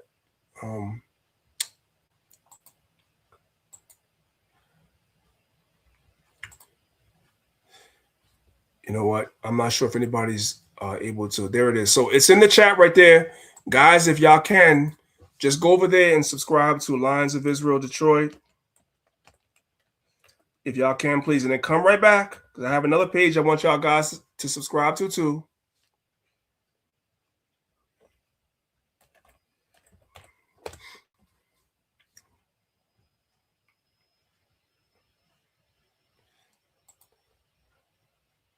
I'll give y'all a couple minutes. I want y'all to come right back.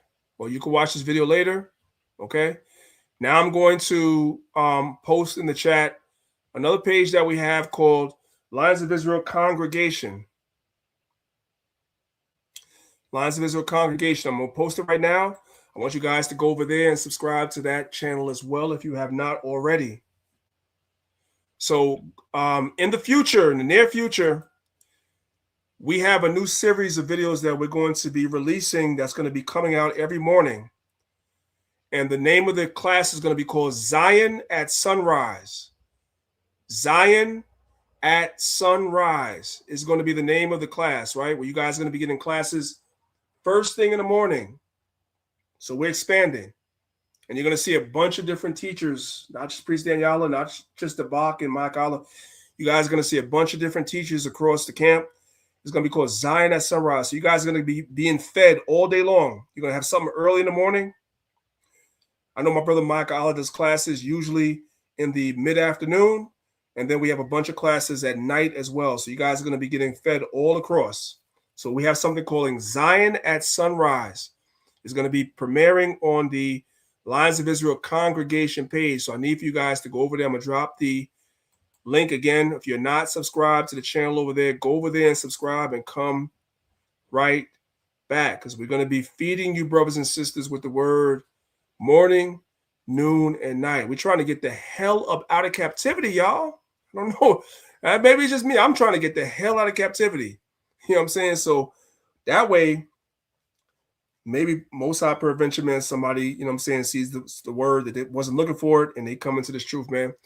Zion at Sunrise is going to be the series that we're going to be premiering on Lions of Israel Congregation going forward. So make sure you guys subscribe. It won't be on any of these other channels. Some of y'all right now are on Maccabees TV. Some of y'all are on Lions of Israel class. You're not on Lions of Israel Congregation. You guys are not going to see these classes when they drop. And these are some, I got some classes for y'all. Y'all know how I teach. I personally got some good classes for y'all that won't be on these other channels. So please go and subscribe to Lions of Israel Congregation. It's going to be exclusive classes only over there. With that being said, y'all,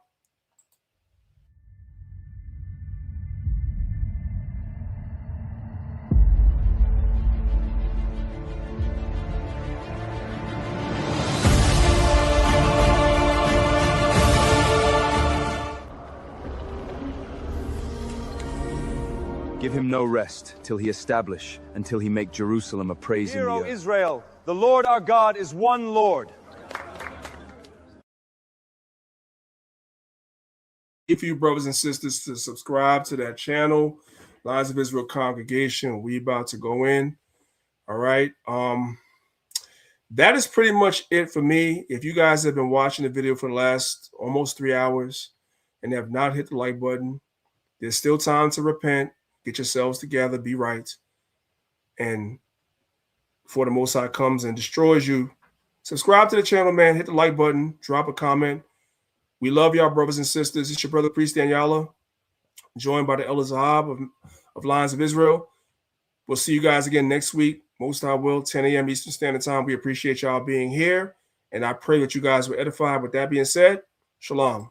Like, Jesus Christ didn't die for us to remain in sin. That's like, just because you got full coverage, do that mean you drive reckless? Do that mean you speed? Do that mean you break the rules just because you covet? Because not everything is covered. Willful sin is not covered. You know what I'm saying?